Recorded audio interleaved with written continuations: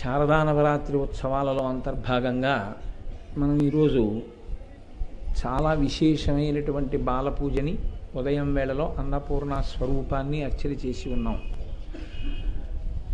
మనం చూడండి, లోకంలో ఏదైనా ఒక దేవాలయానికి వెళ్ళినప్పుడు సాధారణంగా అక్కడ ఉండేటటువంటి పుంస్వరూపంతో ఉండే స్వామిని పేరు పెట్టి పిలుస్తాం. వెంకటాచలం వెళ్ళామనుకోండి, వెంకటరమణ స్వామి దేవాలయము అంటాం.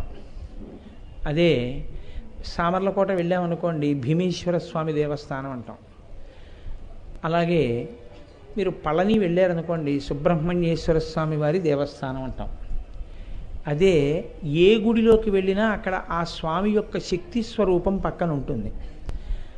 ఇది వల్లీ దేవాలయము అని తెలియకపోవచ్చు, ఇది పద్మావతీ దేవాలయము అని తెలియకపోవచ్చు, ఇది పార్వతీదేవి యొక్క ఆలయము అని తెలియకపోవచ్చు. కానీ అవన్నిటినీ కలిపి ఒక్క పేరుతోటే పిలిచేస్తాం. అమ్మవారి గుడి అమ్మవారి గుడి అంటాం. దానికి ఇంకా పేరడిగే ప్రయత్నం చేయడం, అమ్మవారి గుడి అంటాం అంతే. ఈ అమ్మ అనేటటువంటి మాట మీరు కొంచెం జాగ్రత్తగా ఆలోచన చేస్తే చాలా భాషలలో అదే పేరు ఉంటుంది. సంస్కృతంలో అంబ అని పిలిస్తే అమ్మ అన్న మాటని అమ్మ అనే పిలుస్తారు. దీనికి శాస్త్రంలో ఒక చాలా గమ్మత్తైనటువంటి పరిశీలనతో కూడిన మాట ఒకటి ఉంది. లోకంలో అసలు మొట్టమొదట ఇంత వాత్సల్యంతో అమ్మ అని ఎవరు పిలిచారు?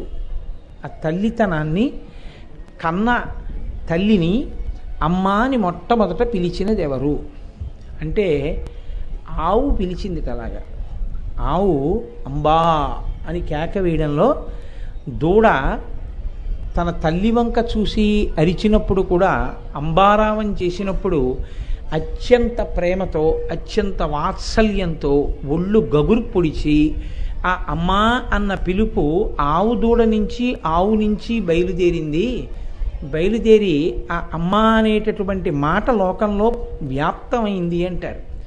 మీరు అమ్మతనానికి ఉండేటటువంటి గమ్మత్తు ఒకటి పరిశీలనం చెయ్యండి. అమ్మతనం పిల్లల యందు ఎప్పుడూ ఉంటుంది, బ్రతికున్నంత కాలం ఉంటుంది. ఆఖరికి విచిత్రం ఏమిటంటే, ప్రాణం పోయే ముందు కట్టుకున్న భర్త పక్కన ఉన్నాడా లేడా అన్నదానికన్నా కూడా ఆడది ఎక్కువ విలువ దేనికి ఇస్తుందంటే కడుపున పుట్టిన పిల్లల కోసమే తాపత్రయపడుతుంది. ఆ పిల్లలు కనపడాలని తాపత్రయపడతారు. చివరికి అంత్యేష్టి సంస్కారం కూడా కడుపున పుట్టిన పిల్లలే చేస్తారు.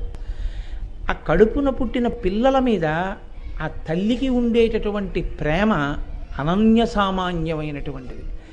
ఒక తెల్ల తామర పువ్వుని తీసుకొచ్చి అక్కడ పెడితే దాని మీద ఒక నల్లటి చుక్క కూడా లేనప్పుడు అది ఎంత శుద్ధంగా ఉంటుందో, ఎంత తెల్లగా ఉంటుందో, ఎంత కాంతివంతంగా ఉంటుందో.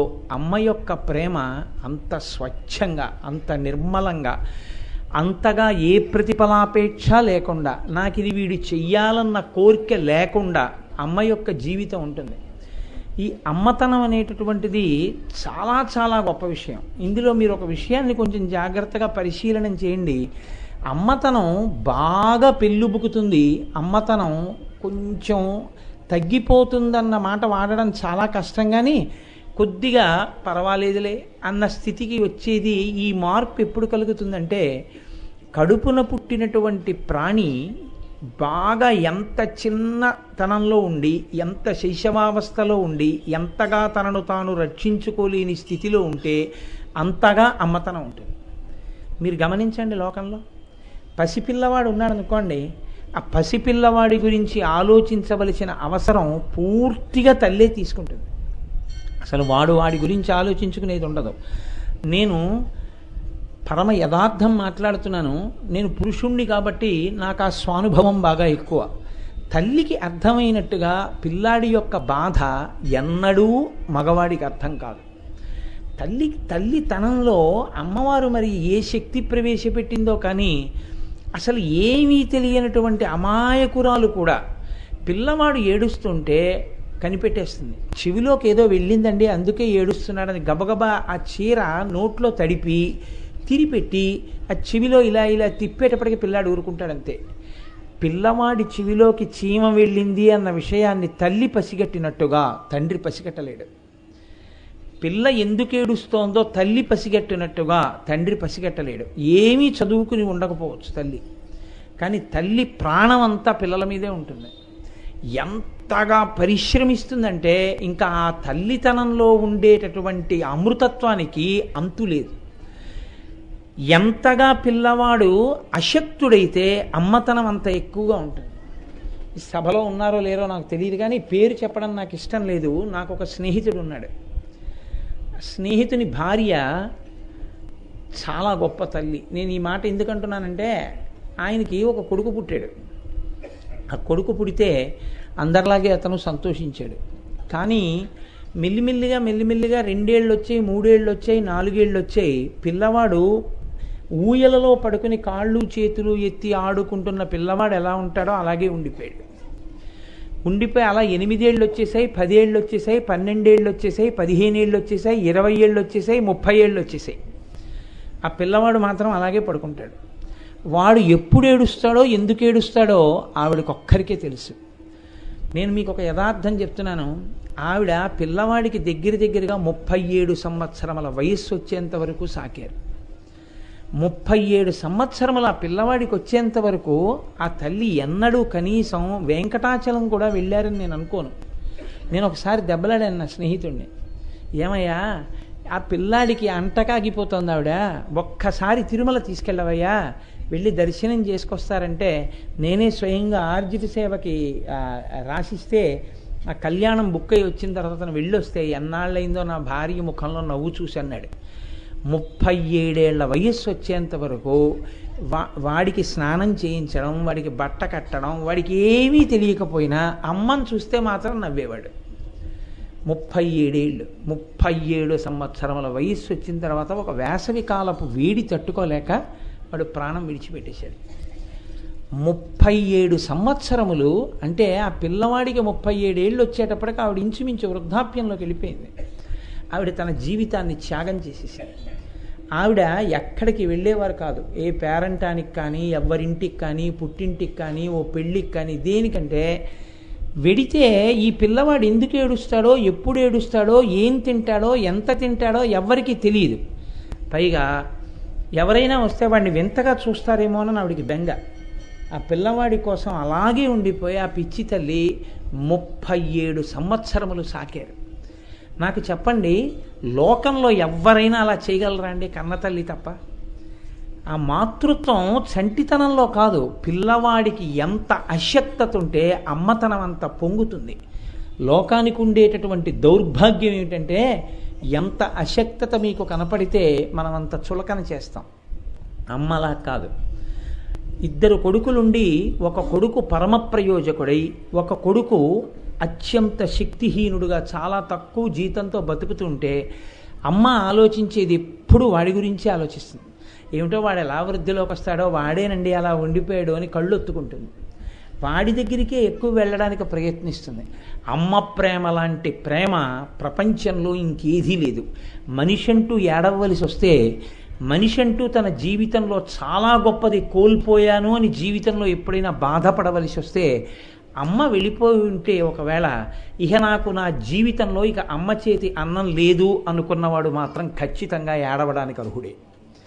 ఎందుకంటే అమ్మతనం లాంటి అమృతత్వం ఇక లోకంలో ఉండదు ఉండదు ఉండదు. అది మీరు చూడండి, సృష్టిలో రహస్యం ఏమిటంటే, ఎంత అవుకుతనం ఉంటే, ఎంత అసమర్థత ఉంటే, ఎంత బలహీనత ఉంటే, ఎంత చేతకానితనం ఉంటే, ఎంత అజ్ఞానం ఉంటే అంత ఎక్కువ ఉంటుంది మాతృత్వం. పిల్లవాడు పసిపిల్లవాడిగా ఉన్నాడనుకోండి, కంటిని రెప్ప చూసినట్టు చూస్తుంది అమ్మ. అదే పిల్లవాడు సమర్థుడయ్యాడు అనుకోండి, కొంచెం ధైర్యంగా ఉంటుంది. పర్వాలేదు, వాడు కొంచెం తనని తాను సంభాళించుకోగలడు, ఆ వ్యవహారాన్ని చక్కబెట్టుకోగలడు అంటుంది.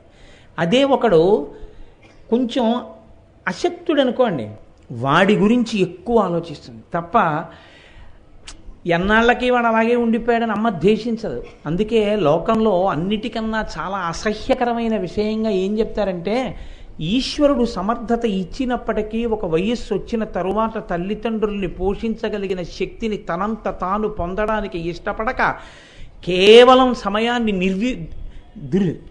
దుర్వినియోగం చేసి తిరిగేటటువంటి వ్యక్తిని మాత్రం మాతా నిందతి, అమ్మ నిందిస్తుంది అన్నారు. అమ్మ ఎన్నడూ తిట్టదు. నేను మీకు ఒక పరమ సత్యం చెప్తున్నాను ఇవాళ. ఇక ఇందులో ఏమీ రాజీ లేదు. మీరు అమ్మవారి గుడికొస్తే స్నానం చేసి రావాలి. అమ్మ కాళ్ళకి దండం పెట్టడం కన్నా లోకంలో ఇంకా పూజ నాకు తెలిసి ఉండి ఇంకోటి లేదు. అమ్మ పరమ ప్రేమతో ఆశీర్వచనం చేస్తే అదే 33 కోట్ల మంది దేవతల యొక్క ఆశీర్వచనం. నిస్సందేహంగా మాతృత్వానికి ఆ శక్తి ఉంది. అమ్మ హృదయం లాంటి హృదయం ఇంకా లోకంలో ఎక్కడా దొరకదు. అమ్మ పెట్టిన అన్నం లాంటి అన్నం ఎక్కడా దొరకదు. మీకు నేను ఒక ఉదాహరణ చెప్తాను. కాస్త అన్నం ఎక్కువ తినే పిల్లాడు ఉన్నాడు అనుకోండి, మీలో చాలామంది తల్లులకు తెలుసు, తండ్రుల సంగతి నేను చెప్పలేను కానీ తల్లులకు తెలుసు. ఆ పిల్లవాడితో కలిసి ఏదైనా పెళ్ళికో పేరంటానికో వెళ్లే ముందు అమ్మ వాడిని పక్కకి పిలిచి ఓ మాట చెప్తుంది, నువ్వు అక్కడ ఎక్కువ తినకే, కొంచెం తిను, తెలిసిందా, అంతగా ఆకలేస్తే నీకు ఇదిగో ఈ 10 రూపాయలు ఇస్తున్నాను, అలా వెళ్ళొస్తానని ఏ హోటల్కో లేకపోతే ఏ షాప్కో వెళ్ళి ఏదైనా తిను, అంతేకాని అందరిలో ఎక్కువ తినకే నాన్న అంటుంది. అలా అనగలిగిన హృదయం ఎక్కడ దొరుకుతుందండి ప్రపంచంలో? ఆవిడికి బెంగ, తింటాడేమో, తింటే దృష్టి తగులుతుందేమో, దృష్టి తగిలితే వాడికి ఏమైనా అయిపోతుందేమో అని బెంగ. మీకు లోకంలో కాస్త పిల్లవాడు ఆలస్యంగా వస్తే పిల్లవాడికి ఏం అవ్వలేదు కదా అంటుంది తప్ప అమంగళకరమైన వాక్కుని నోటితో అమ్మ పలకదు. వాడిని ఏ కారో గుద్దేసి ఏ కాలో విరిగిపోలేదు కదా అన్న మాట తల్లి నోటి వెంట ఒక్క నాటికి రాదు. తల్లి తప్ప ఇంకోళ్ళు అనలేరు, నా ఆయుర్దాయం నువ్వు పోసుకు బ్రతుకు నాన్న అంటుంది. అమ్మ లాంటి వ్యక్తి ఇక సృష్టిలో ఇంకొకళ్ళు ఉండరు. ఈ అమ్మతనం నేను తరచు చెప్తూ ఉంటాను ఈ మాట. అమ్మతనం కేవలం మనుష్యుల యందు మాత్రమే అని అనుకోకండి. అమ్మతనం అంటే మీరు ఆ శ్రీమాతా తత్వాన్ని, ఆ అమ్మవారిని మీరు ఎక్కడ చూడగలరు అంటే పిపీలికాది పర్యంతంలో మీకు తన కడుపు నుంచి పుట్టినటువంటి పిల్లల్ని రక్షించుకోవడంలో సృష్టిలో ప్రతి ప్రాణి యందు అది పరిఢవిల్లుతుంది. అంతవరకు ఎందుకంటే ఒక కోడిని మీరు తీసుకోండి, కోడెంత పిరికి ప్రాణి లోకంలో ఇంకోటి కనపడదు. అక్కడెక్కడో మేత మేస్తుంటుంది, ఇలా పెడుతుంటే ఎందుకు అకస్మాత్తుగా పరిగెడుతుంది. ఎంత పిరికి ప్రాణో కోడి. అటువంటి కోడి 4 పిల్లల్ని పెట్టేటప్పటికీ ఇలా 4 మాటలు కొట్టి తింటుంది. 5వ మాట కొక్కొక్కొక్కొక్కొక్క అని ఇలా చూస్తూనే ఉంటుంది. కింద కుక్కొస్తోందో పైన గ్రద్దొస్తోందో, నిజంగా కుక్కొచ్చిందనుకోండి కోడినే చంపేస్తుంది. కానీ చచ్చిపోవడానికి సిద్ధపడిపోతుంది కోడి. నేనన్నా చచ్చిపోతాను కానీ నా పిల్లలకి ఏం అవ్వకూడదు. మీరు నేర్పారా నేను నేర్పానా చెప్పండి? మనలో ఎవరమన్నా వెళ్ళి ఓ కోడి నీ పిల్లలు నువ్వు రక్షించుకొని మనం నేర్పామా? కోడి రెక్కలు ఏ పాటండి? అవి ఏమైనా పెద్ద బలవత్తరమైనవా? అవి ఏమైనా కవచాలా? గ్రద్ద ఆకాశంలో ఇలా తిరుగుతుంటే తన పిల్లని ఎత్తుకుపోతుందని గబగబ గబగబా పిల్లల మధ్యకు వచ్చి మెడ మీద వెంట్రుకలు రిక్కించి, అది గ్రద్ద కానీ కొట్టే కోడి పడిపోతుంది. రెక్కల కింద పిల్లలన్నింటినీ పెట్టేసుకుని దాచేసుకుని ఇలా గట్టిగాను మెడెత్తి ఇలా గ్రద్ద వంక చూస్తూ నిలబడుతుంది, ఎక్కడ తన పిల్లని కొట్టేస్తుందో అని. ఎంత ప్రేమ అండి నిజంగా! అక్కడుంది అమ్మవారు, అక్కడుంది మీరు చెయ్యవలసిన దర్శనం, మాతృత్వం. ఏం తెలుసు వాటికి? ఎక్కడి ఎవరు చెప్పారు వాటికి అలా తన బిడ్డల్ని తాను రక్షించుకోవాలని? సృష్టిలో ఇలా రక్షించగలిగినటువంటి ఈ సమర్థత, ఈ పిచ్చి ప్రేమ ఏది ఉందో ఆ ప్రేమకే అమ్మ అని పేరు. అయితే అమ్మతనంలో అమ్మలో మీకు ఈ ప్రేమ కనపడుతుంది. ఆ ప్రేమయే శ్రీమాత. కానీ ఒక్క చిన్న పరిమితి మాత్రం ఒకటి ఉంది. జీవయాత్రలో నాలో ఒక జీవుడు ఉంటాడు. ఈ జీవుడు, నేను నిన్నను ఒక పంచె కట్టుకుని ఒక ఉత్తరీయం వేసుకుని ఒక లాల్చీ వేసుకుని ఉపన్యాసానికి వచ్చాను. నిన్నను వేసుకున్న పంచ, నిన్న వేసుకున్న ఉత్తరీయం, నిన్న వేసుకున్న లాల్చీ నేను ఇవాళ వేసుకోలేదు. ఎందుకంటే అవి చెమట పట్టాయని వదిలిపెట్టేశాను. అవి వదిలిపెట్టేశాను అని నాకేమైనా బాధ ఉందా? వాటి గురించి నాకేం బాధ లేదు. అవి ఎంత హేళగా విడిచిపెట్టేశానో అంత హేళగా జీవుడు కూడా కర్మ అనుభవించడం పూర్తయిపోయిన తర్వాత శరీరాన్ని విడిచిపెట్టేస్తాడు. విడిచిపెట్టి ఇంకొక ఉపాధిని వెతుక్కుని వెళ్ళిపోతాడు. కానీ ఆ ఉపాధి అంటూ పొందాలి అంటే ఏ ఉపాధిని పొందవలసి వచ్చినా అమ్మ కడుపులోంచే.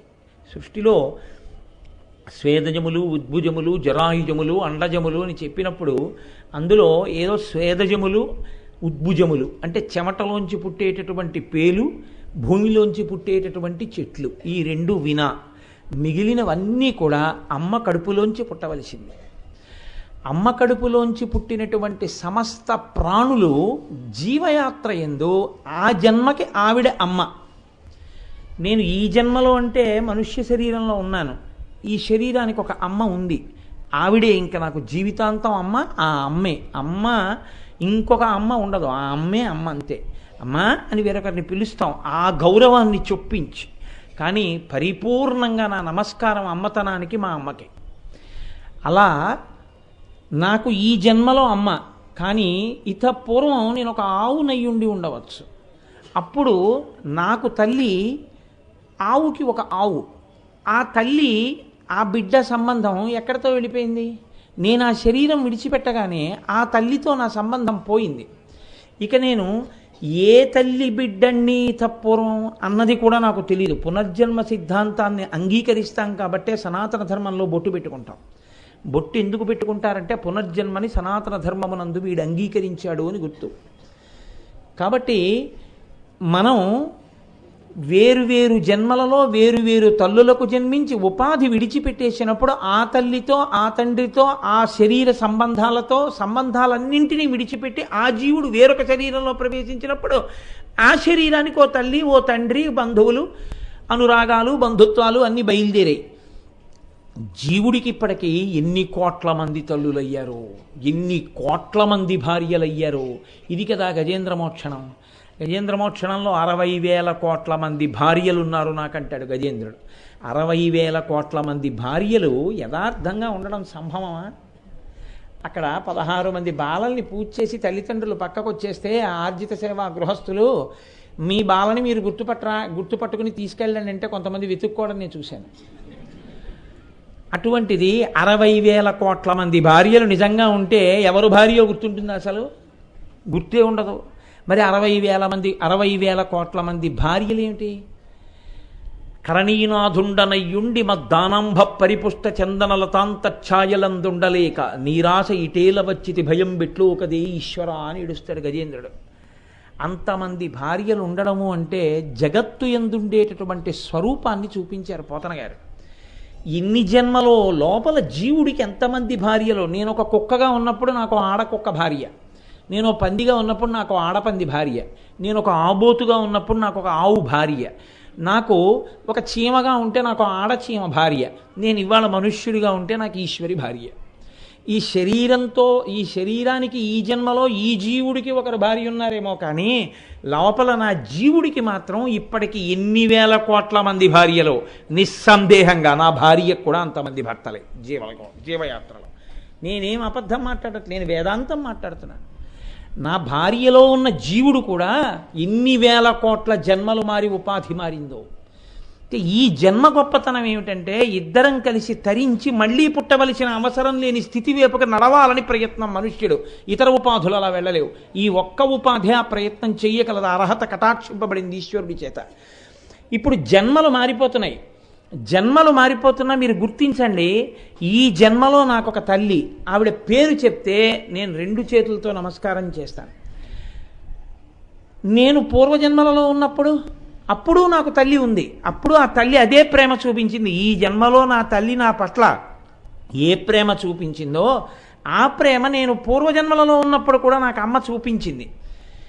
కాబట్టి ఇన్ని జన్మలలో నేను అనుభవించినటువంటి మాతృత్వం అంతా ఏ అమ్మది? ఏ అమ్మలోంచి అన్ని జీవుల్లోకి ఆ అమ్మల్లోకి అమ్మతనం వచ్చిందో ఆ అమ్మది అందులోకి వచ్చింది. కాబట్టి అసలు నాకు అమ్మ ఎవరు? నిజంగా మాట్లాడితే నిజంగా నా జీవుడికి అమ్మ ఆవిడ కదా. ఆవిడ అంశ ప్రవేశిస్తోంది అనేక మందిలోకి. అప్పుడు నేను వాళ్ళ కడుపున పుడుతూ వచ్చాను. ఏ అమ్మ కడుపున నేను పుట్టినా, ఏ అమ్మ నన్ను ప్రేమగా చూసినా జీవయాత్రలో ఆ అమ్మ తనం వచ్చింది మాత్రం ఆ అమ్మలోంచే, ఆ పెద్దమ్మలోంచే, ఆ పెద్దింటమ్మలోంచే. కాబట్టి అసలమ్మ ఎవరు? ఆవిడే అసలు అమ్మ లోకంలో, ఆవిడే తల్లి. అటువంటి తల్లి కేవలం జన్మలిస్తూ ఊరుకుందా? ఇంకేమైనా చేసిందా? మీరు ఒక చిత్రమైన విషయాన్ని గమనించండి. అమ్మ ఒక స్థితి వరకు పోషణ చేస్తుంది, ఆ తర్వాత తన పోషణ తాను చేసుకుంటూ పెడతాడు వ్యక్తి. కానీ మీకు నిజంగా పోషణ అనేటటువంటి దాన్ని ఏ జన్మలో ఉన్నా ఆపకుండా చేసేది, ఏ జన్మలో ఉన్నా మీ సుఖాలకు కారణమైంది ఆ అమ్మ ఒక్కతే. ఎందుకని మీరు కొంచెం జాగ్రత్తగా ఆలోచించండి. నేను చెప్పే విషయాన్ని, వ్యక్తి శరీరం ఎలా ఉందో అలా యథార్థంగా అలాగే ఉంచేసేసి ఈశ్వరుడు 5 శక్తుల్ని తీసేశాడు అనుకోండి, చాలా జాగ్రత్తగా పట్టుకోండి. ఈ విషయాన్ని పట్టుకుంటే అసలు మీరు ఎందుకు అమ్మవారికి నమస్కారం చేయాలో తెలుస్తుంది. ఎలా ఉందో శరీరం అలాగే ఉంచాడు, అందరు మనుష్యుల్లోనూ అలాగే ఉంచాడు, అన్ని జీవులలోనూ అలాగే ఉంచాడు. కళ్ళున్నాయి, చూసే శక్తిని ఈశ్వరుడు ఉపసంహారం చేశాడు. ఎందుకని అంటే కంటితో చూసే శక్తి మీరు తెచ్చుకున్నది కాదు. దీనికి చూసే శక్తిని కానీ దీన్ని మీరు పెట్టుకుని కానీ రాలేదు. దీన్ని మీ తల్లిదండ్రులు కొని తెచ్చి పెట్టలేదు. ఇది ఉన్నా చూసేవాళ్ళు కొంతమంది లేరు. ఇది ఉన్నా చూడగలిగిన శక్తి తగ్గిపోతుంది. నాకు ఒకప్పుడు కళ్ళజోడు లేదు, ఇప్పుడు కళ్ళజోడు వచ్చింది అంటే నాకు చూసే శక్తి తగ్గుతోందా లేదా కళ్ళకి? కాబట్టి ఈ చూడగలిగినటువంటి శక్తి నాకు ఒకరు ఇచ్చారు, ఈశ్వరుడు ఇచ్చాడు. ఇప్పుడు ఈశ్వరుడు దాన్ని పూర్తిగా ఉపసంహారం చేసేసాడు అనుకోండి. సమస్త జీవకోటి యందు కన్నులు చూడగలిగిన శక్తిని నేను తీసేస్తున్నాను. 2, నాలుకకి రుచి చూడగలిగిన శక్తిని నేను తీసేసుకుంటున్నాను. 3, చెవికి వినగలిగిన శక్తిని నేను తీసేసుకుంటున్నాను. చర్మానికి స్పృశిస్తే ముట్టుకుంటే చెప్పగలిగినటువంటి శక్తిని నేను తీసేస్తున్నాను. చర్మం ఎక్కడ ముట్టుకున్నా తెలుస్తుంది కదండి. అలా ముట్టుకుంటే వీళ్ళు ముట్టుకున్నారు, ఎవరో పాకుతోంది, ఏదో లేకపోతే వెనకాతలు ఏదో గుచ్చుకుంటోంది అని తెలుసుకునే శక్తిని చర్మం నుంచి నేను ఉపసంహారం చేసేస్తున్నాను. ముక్కుకి వాసన చూసే శక్తిని నేను తీసేస్తున్నాను. 5 మీరు తెచ్చుకోనివి. మీరు బాగా గుర్తుపెట్టుకోండి, ఈ 5 మీరు కానీ నేను కానీ మనం తెచ్చుకోలేదు. ఈ ముక్కునే తేలేదు, ముక్కుకి వాసన చూసే శక్తిని తేలేదు. చెవునేం తేలేదు, చెవికి వినగలిగిన శక్తిని తేలేదు. కన్నునే తేలేదు, కంటికి చూడగలిగిన శక్తిని తేలేదు. ఇప్పుడు ఈ 5 ఈశ్వరుడు తీసేశాడు. ఆయన ఇచ్చినవేగా, ఆయన తీసేసుకున్నాడు. ఇప్పుడు మీరు సుఖమన్న మాట మీకేముందో నాకు చెప్పండి. ఒక్క క్షణం ఆలోచించండి. నేను నా ప్రసంగాన్ని ఆప్ చేస్తాను. ఏమైనా ఉంటుంది అంటే చెప్పండి నాకు.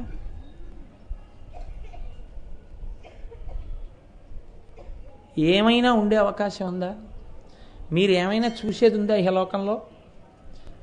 ఈ ప్రవచనం కానీ వినడం కానీ ఏమైనా ఉంటుందా? రుచి అన్నది ఏదైనా ఉంటుందా? నాలుగుకి నిప్పు కణిక వేసినా ఒకటే, ఆవు పాలు పోసినా ఒకటే.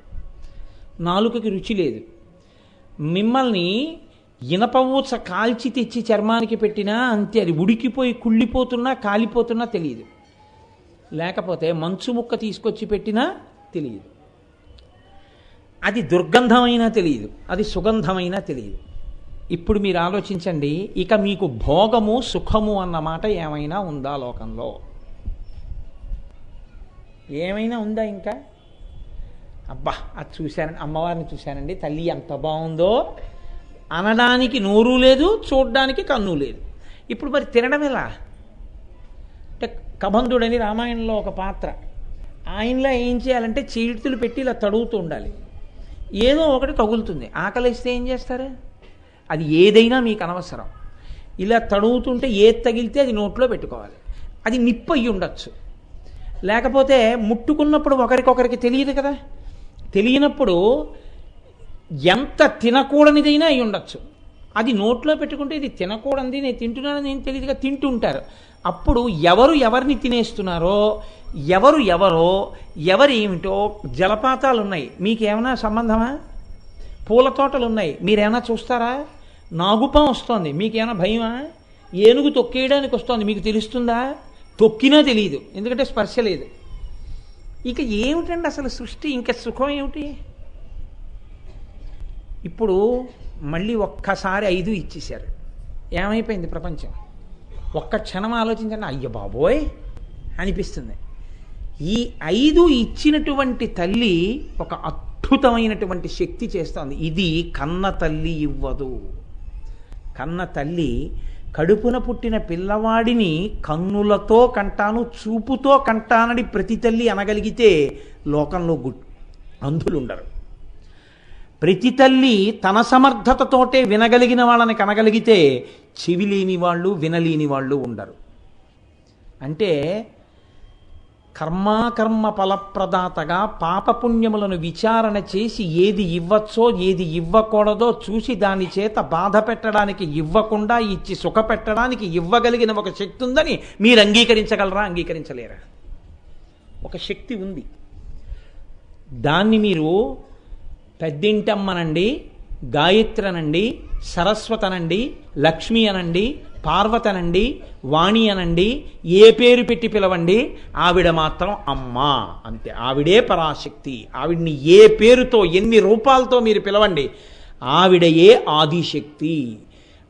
ఏ అన్ని శక్తులు ఎందులోంచి వచ్చాయో, ఏ శక్తులు ఇంద్రియములలోంచి పైకి విజృంభించి లోకంతో తాదాత్మ్యత చెంది మీకు సుఖమునకు కారణమవుతున్నాయో, మీ భోగమునకు కారణమవుతున్నాయో, అవన్నీ ఆవిడిచ్చినవే.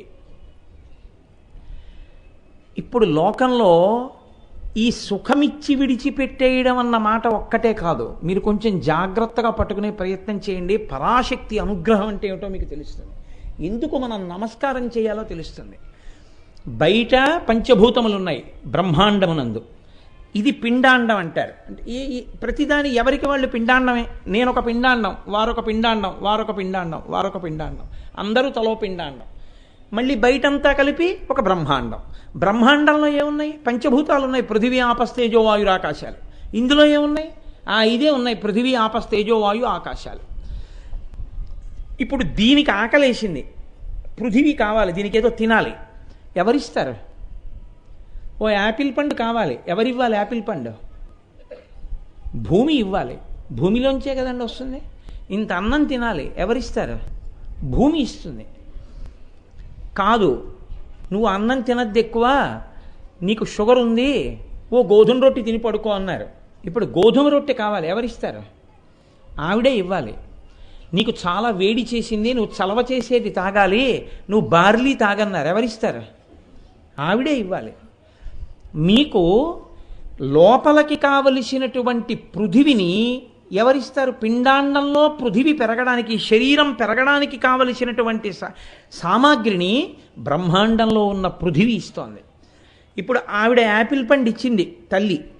ఇది శర్వాణీతత్వం అంటారు శాస్త్రంలో. ఇది అమ్మవారి యొక్క అనుగ్రహంగా పిలుస్తారు పంచభూత సమన్వయాన్ని. ఆ యాపిల్ పండు నేను తిన్నాను.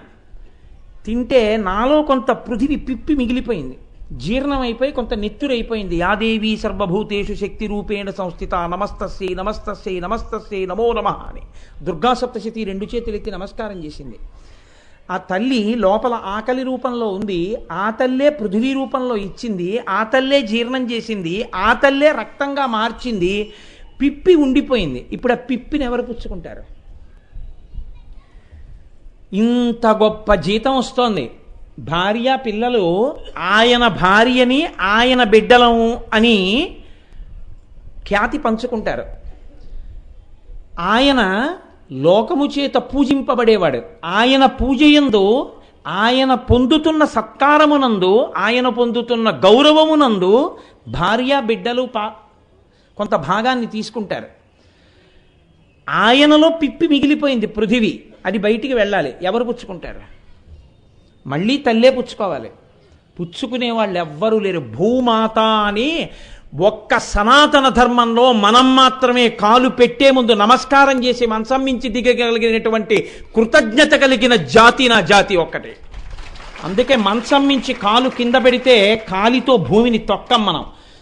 ప్రతిదాన్ని భగవత్పరంగా చూసి పరమ ధర్మంతో పరమ మర్యాదతో బ్రతకడం ఋషులు నేర్పిన జాతి ఈ ప్రపంచంలో ఒక్క సనాతన ధర్మాన్ని పాటించే వాళ్ళే అంత కృతజ్ఞతతో బతుకుతారు.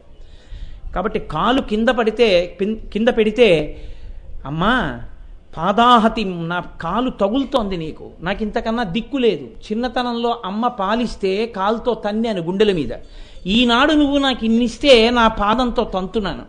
నాకు ఇలా తిరగడం తప్ప దిక్కు లేదు, నేనేం చేయలేను, నన్ను మన్నించు అని అమ్మవారికి నమస్కారం చేసి భూమి మించి దిగుతాం తప్ప హఠాత్తుగా మనసం మించి భూమి మీదకి మనం దిగాం. కాబట్టి ఇప్పుడు పృథివిని ఇచ్చేది ఆవిడే, పృథివి మిగిలిపోతే పిప్పిని పుచ్చుకునేది ఆవిడే. నీరు కావాలి, దాహం వేసింది, ఎవరిస్తారు? ఆవిడే ఇవ్వాలి. బయట పంచభూతాల్లో నీటిగా ఆవిడే ఉంది. నిన్ననే మీకు చెప్పాను, శర్వాణి అంటే శర్వుడి భార్య, శర్వుడు అంటే జలానికి అధిదేవత పరమశివుడు. పరమశివుని యొక్క ఇల్లాలుగా భవుని భార్య భవానిగా ఆవిడే ఉంటుంది, నీటికి అధిదేవతగా. ఆవిడే దాహం తీర్చగలిగినటువంటి శక్తి అయి ఉంటుంది. ప్రహ్లాదుడు భాగవతంలో ఎలా ఈశ్వరుణ్ణి స్మరించారు అని అడిగారు. నవవిధ భక్తుల్లో శ్రవణం కీర్తనం విష్ణోహ స్మరణం పాదసేవనం అర్చనం వందనం దాస్యం సఖ్యం ఆత్మ నివేదనం. శ్రవణం పరీక్షిత్తు, కీర్తనం శ్రీశుకుడు, స్మరణం ప్రహ్లాదుడు, పాదసేవనం లక్ష్మీదేవి, అర్చనం పృథుమహారాజు, వందనం అక్రూరుడు, దాస్యం హనుమ, సఖ్యం అర్జునుడు, ఆత్మనివేదనం బలిచక్రవర్తి. 9 రకాల భక్తులకి 9 రకాలైన 9 మంది ప్రతినిధులుగా ఉంటే అందులో స్మరణ భక్తి ప్రహ్లాదుడిది. ఎలా తలుచుకున్నాడండి అస్తమానం భగవంతుణ్ణి? ఎలా కుదిరింది ఆయనకి? అంటే పోతన గారు అన్నారు, పానీయంబులు త్రావుచున్ కుడుచుచున్ భాషించుచున్ హాసలీలా నిద్రాదులు చేయుచున్ తిరుగుచున్ లక్షించుచున్ సంతత శ్రీనారాయణ పాద పద్మజుగళీ చింతామృతాస్వాద సంధానుండై మరచన్ సురారిసుతుడే తద్విశ్యమున్ భూవరా. అయితే అందులో నారాయణ స్మరణ కదండి ఉంది అని మీరు అంటారేమో. స్త్రీ పురుష నపుంసక మూర్తియును కాక, తిరియ కమర నరాది మూర్తియును కాక, కర్మ గుణభేద సరసత్ ప్రకాశి కాక, వెనుక నన్నియుతానగు విభుతలంతో. ఈశ్వరుడు అన్నవాడికి అసలు రూపమే లేదు, నిర్గుణుడు. నిన్న మీరు శివకవచంలో విన్నారు కదా, ఓం నమో భగవతే సదాశివాయ సకలతత్వ విదూరాయ సకలలోకైక కర్త్రే సకలలోకైక హర్త్రే సకలలోకైక సంహర్త్రే సకలలోకైక సాక్షిణే సకలలోకైక గురువే సకల నిర్గుణాయ నిరుపమ విభవాయ సచ్చిదానందాద్వైత విభవ స్వరూపాయ అని ఆయన యొక్క స్వరూపాన్ని నిర్గుణంగా చెప్పారా లేదా శివకవచంలో? అది సాకారం ఎలా అయిందో చెప్పారా లేదా? చెప్పినప్పుడు ఆయన ఎటువంటి రూపాన్ని పొందాడో చెప్పారా లేదా? చెప్పినప్పుడు నిర్గుణమైనటువంటి పరమాత్మ ఒక రూపాన్ని పొందుతున్నాడు తప్ప అసలు పరమాత్మ ఉన్నది ఒక్క స్వరూపమే, ఒకటి తప్ప అన్ని రూపాలుండే అవకాశమే లేదు. అప్పుడు మీరు నారాయణ అన్నా నారాయణీ అన్నా ఒక్కటే అవుతుంది. కాబట్టి ఆ తల్లి భవానిగా, భవుని భార్యగా, జలములకు అధిష్టాన దేవతగా మీకు నీటినిస్తోంది బయట ఉండి. పంచభూతములలో బయట నీరు ఉంది, దీనికి దాహం వేసింది, ఎవరివ్వాలి నీరు? బ్రహ్మాండం ఇవ్వాలి. అందులో నీరు తీసి ఇందులో పోశారు. పోసిన తర్వాత ఇందులో కొంచెం నీళ్లు మిగిలాయి. ఇప్పుడు ఈ నీళ్లు ఎవరు పుచ్చుకుంటారు? ఆ నీళ్లు బయటికి వెళ్ళాలి, ఎవరు పుచ్చుకుంటారు? మళ్ళీ బ్రహ్మాండమే పుచ్చుకోవాలి. వాయువు కావాలి, లోపలికి వాయువు తీసుకోవాలి, ఎవరిస్తారు వాయువు? బ్రహ్మాండమే ఇవ్వాలి. బ్రహ్మాండంలోంచి వాయువుని లోపలికి పుచ్చుకుంటారు. పుచ్చుకున్న తర్వాత కల్మషం అయిపోయింది లోపలికి వెళ్ళిన వాయువు, ఇప్పుడు మళ్ళీ బయటికి వదలాలి, ఎవరు పుచ్చుకుంటారు? మళ్ళీ బ్రహ్మాండమే పుచ్చుకోవాలి. అలాగే బయట చాలా వేడిగా ఉంది, ఈ శరీరంలో కొంత ఉష్ణోగ్రత పెరగకుండా నియంత్రించి అంతే వేడిని ఉంచాలి. అంతే వేడిని ఉంచేటట్టుగా ఎవరు చేస్తుంటారు? ఆ వేడి పెరిగిపోకుండా లోపల ఉండే అమ్మవారే చేస్తుంటుంది. కాబట్టి మీకు బ్రహ్మాండానికి పిండాండానికి సమన్వయం ఎవరు చేస్తున్నారు? మీకు ఇక్కడ గాలి కావలసి వస్తే బయట గాలిగా ఉండి గాలి లోపలికెళ్ళి గాలి బయటికి వస్తే పుచ్చుకుంటున్న స్వరూపంగా లోపలికి బయటికి తిప్పుతున్న కదలిక ఎక్కడుందో ఆ కదలికకి శక్తి అని పేరు. కదిలితే శక్తి, కదలకపోతే శివుడు. కదలికలను తెలుసుకుని కదలని స్థితికి నువ్వు పెడితే అదే బ్రాహ్మీ స్థితి. బ్రాహ్మీమయమూర్తి అంటారు విశ్వనాథ సత్యనారాయణ గారు. కదలికలు లేని తత్వం శివతత్వం. అన్నీ తెలుసుకున్న తర్వాత మౌనంలోకి వెళ్ళిపోయి తనలో తాను రమించిపోతూ నిన్నటి రోజున ఆసనం వేశాడు చూసారా ఆ బాబు, కంచి నుంచి వచ్చిన తనం. యోగి యొక్క నిద్రని సూచిస్తూ ఆ యోగి నిద్రయందు తన చేతులు తానే తల కింద పెట్టేసుకుని కాళ్ళు చుట్టేసుకుని పరుపులా వేసేసుకుని తన శరీరాన్నే పరుపు చేసుకుని పడుకున్నాడు. పడుకుని తనలో తానే రమిస్తూ తనలో తానే సంతోషంతో ఉండిపోయేటప్పుడు అలలు లేనటువంటి సరోవరం. ఆనందం ఎక్కడుంది? అప్పుడు పైన లేదు. అంతర్ముఖ సమారాధ్య బహిర్ముఖ సుదుర్లభ. లోపలే ఆనందాన్ని అనుభవిస్తూ ఉండిపోయాడు. ఇప్పుడు ఈ కదలిక లేని స్థితి శివుడు. కదలికల చేత తెలుసుకుంటే శక్తి. ఏ కదలిక ఉన్నా ఆవిడే. ఇప్పుడు ఊపిరి తీసి ఊపిరి వదిలితే ఆవిడిదే కదలిక. ఆకలేసింది అంటే కదలిక ఆవిడిదే. తిన్నాము అంటే ఆవిడిచ్చిందే. తిన్నది రక్తమైంది అంటే ఆవిడిచ్చిందే. రక్తం అయిగా మిగిలినది బయటికి ఎడుతోంది అంటే ఆవిడే పుచ్చుకుంటోంది. శంకర భగవత్పాదులు భజగోవిందంలో ఆణిముత్యం లాంటి శ్లోకం ఒకటి ఇచ్చారు. ఆయన అన్నారు, యావత్పవనో నివసతి దేహే తావత్ పృచ్చతి కుశలంగేహే గతవతి వాయౌ దేహాపాయే భార్యా బిభ్యతి తస్మిన్ కాయే అన్నారు. ఏమిటో పిచ్చాడా, ఇన్ని అనుబంధాలు పెట్టుకుని వీళ్ళు నా వాళ్ళని వెర్రెక్కిపోతున్నావు. ఒక్క ప్రశ్న అడుగుతాను, ఆలోచించి అబ్బాయి, తొందరపడిపోతూ మెల్లిగా ఆలోచించే, ఏం కంగారు లేదన్నారు. యావత్పవనో నివసతి దేహే తావత్ పృచ్చతి కుశలంగేహే అని నేను అన్నంతసేపు కనపడ్డ వాళ్ళందరూ నమస్కారం పెట్టి బాగున్నారండి అంటారు. లోపలికి వెళ్ళింది ఇంకా పైకి రాకుండా ఆగిపోయినా, పైకి వెళ్ళింది లోపలికి వెళ్లకుండా ఆగిపోయినా, కాలు తగిలితే నమస్కారం చేసిన కొడుకు మా నాన్నగారు చనిపోయారండి అని తీసుకొచ్చి కొత్త కర్రలకి తాడేసి కట్టి తీసుకెళ్ళిపోతున్నాడు. ఏమిటి నీ ప్రజ్ఞ? ఎక్కడిది నీకు గౌరవం? ఎవరి వలన గౌరవం? ఎందుకు ఇస్తున్నారు నీకంత మర్యాద? ఎందుకు పెడుతున్నారు నీ కాళ్ళకి నమస్కారాలు? నీ ప్రజ్ఞకి కాదు, అసలు ఊపిరి లోపలికి వెళ్ళి పైకి వస్తోంది కాబట్టి, ఆ ఊపిరి కదా వాక్కుగా మారుతోంది. కాబట్టి ఈ కదలికలన్నీ ఆవిడవే. ఎక్కడ ఏ కదలిక ఉన్నా తల్లిదే. నేను ఇప్పుడు మాట్లాడితే మీకు అర్థమవుతోందంటే మీకు తెలియని కదలిక ఒకటి జరుగుతోంది. దీన్నే యజుర్వేదంలో సభాపతిభ్యశ్చ వో నమో నమో అని స్తోత్రం చేసింది రుద్రాధ్యాయం. సభాపతి అని ఒక ఆయన ఉంటాడు, సభ అని ఒకటి ఉంటుంది. సభ అంటే మీరు కూర్చుని ఉన్నవాళ్ళు, అది శివుడే ఇది శివుడే అన్నారు. ఎలా అంటే ఏకీకృతం అవుతోంది అన్నారు, కదలికల చేత ఒకటైపోతోంది ఇదంతా అన్నారు. ఎలా ఒకటైపోతోంది? ముందు నా యందు కదిలింది ఒకటి. ఏమిటి కదిలింది? భావన కదిలింది, భావం కదిలింది. భావములోన బాహ్యమునందును అంటాడు అన్నమాచార్యుల వారు. నాలో ఇవాళ నేను ఇప్పుడు ఈ మాట చెప్దాం, ఓ భావన కదిలింది. ఈ భావన కదిలినప్పుడు ఆ భావన వాగ్రూపంలో పైకి రావాలి. వెంటనే నాలో వాయువు మూలాధార చక్రం దగ్గర నుంచి పైకి వచ్చి నోట్లోంచి సొట్టలు పడి అక్షరములు పదములు వాక్యములై నా నోటిలోంచి పైకొస్తే వాయుతన్మాత్ర శబ్దం ఆకాశగుడికం కాబట్టి ఆ వాయు రూపంలో ఉన్నటువంటి ఆ శబ్దం వాయువులో బయటికి వచ్చి మీ చెవులలోంచి లోపలికి వెడితే నాలో ఏ భావన ఉందో అది మీలో భావనగా మారిపోతుంది. ఇందుకు అమ్మవారికి నమస్కరించాలని అర్థమవుతోంది. కాబట్టి ఇప్పుడు సభ అంతా ఒకటైపోతోంది శబ్దంతో. అంటే ఈ కదలికల చేత అందరినీ ఒకటిగా మారుస్తున్న తల్లి ఎవరు? ఆవిడే. అన్ని కదలికల రూపంలో లోకంలో ఉన్నది ఎవరు? ఆవిడే. బయటవన్నీ చూస్తావు, లోకములన్నీయున్ గెలిచినాడవు, ఇంద్రియానీకము చిత్తమున్ గెలువనేరవు, నిన్ను నిబద్ధు చేయు భీషణ శత్రులార్బుల ప్రభిన్నుల చేసిన ప్రాణికోటిలో నీకు విరోధి లేడొకడు, నిర్పున చూడుము దానవేశ్వర అంటాడు ప్రహ్లాదుడు. నిర్పున చూడవయా అంటాడు, బాగా ఆలోచించి చూడు అంటాడు. సమస్త ప్రాణుల యందు పైకి చూసే అలవాటు ఉంటుంది. ఇలా చూస్తుంటాను నేను సభ వంక, మీరు నన్ను చూస్తూ ఉంటారు. కానీ నా కడుపులో పదార్థం తిన్నది అయిపోయింది అనుకోండి, పదార్థం లేదు, శరీరం నీరసపడిపోతుంది. ఇప్పుడు ఏదైనా తిను అని చెప్పాలి. ఎలా చెప్పాలి? ఆవిడే క్షుధారూపంలో చెప్తుంది, ఆకలి రూపంలో చెప్తుంది. అందుకే చండీ హోమం చేసేటప్పుడు ఈ మంత్రాలు చెప్తారు. యాదేవీ సర్వభూతేషు క్షుధారూపేణ సంస్థిత నమస్తస్యై నమస్తస్యై నమస్తస్యై నమో నమః. అమ్మా నీకు ఒక నమస్కారం. ఆకలి రూపంలో ఉండి మాలోకి మేము చూసుకోక, మా కడుపు ఖాళీ అయిపోయిందని కూడా గమనించుకోకపోతే మా శరీరం పడిపోతుందని ఆకలి రూపంతో కొంత పదార్థం తీసుకోమని మాకు చెప్పావు. నేను బాగా బడలిపోతే నీ ఇంద్రియములు డస్సిపోయాయిరా, ఇంకా ఇంద్రియములు పని చేయలేనంటున్నాయి, కాసేపు నువ్వు విశ్రాంతి తీసుకో, శరీరాన్ని అలా పడుకోబెడితే నిద్రాకాలిక సుఖము అంటారు. అందుకే లయ అంటే 3 రకాలైన లయలు ఉంటాయి. స్వల్పకాలిక లయము అన్న మాటకి నిద్ర అని పేరు. ఏమీ తెలియకుండా లయం అయిపోతుంది ప్రపంచం అంతా, అందరూ నిద్రపోతారు. నిద్రపోయినప్పుడు ఇంద్రియాలు మనస్సు ఆత్మలోకి వెళ్ళిపోయి శక్తిని పొందుతాయి. ఇలా పొందగలిగినటువంటి శక్తి రూపంలో నిశ్శబ్దంగా మళ్ళీ ఇంద్రియాలకి శక్తిని నిద్రలో ఎవరిచ్చేస్తున్నారు? అమ్మవారే ఇచ్చేస్తోంది.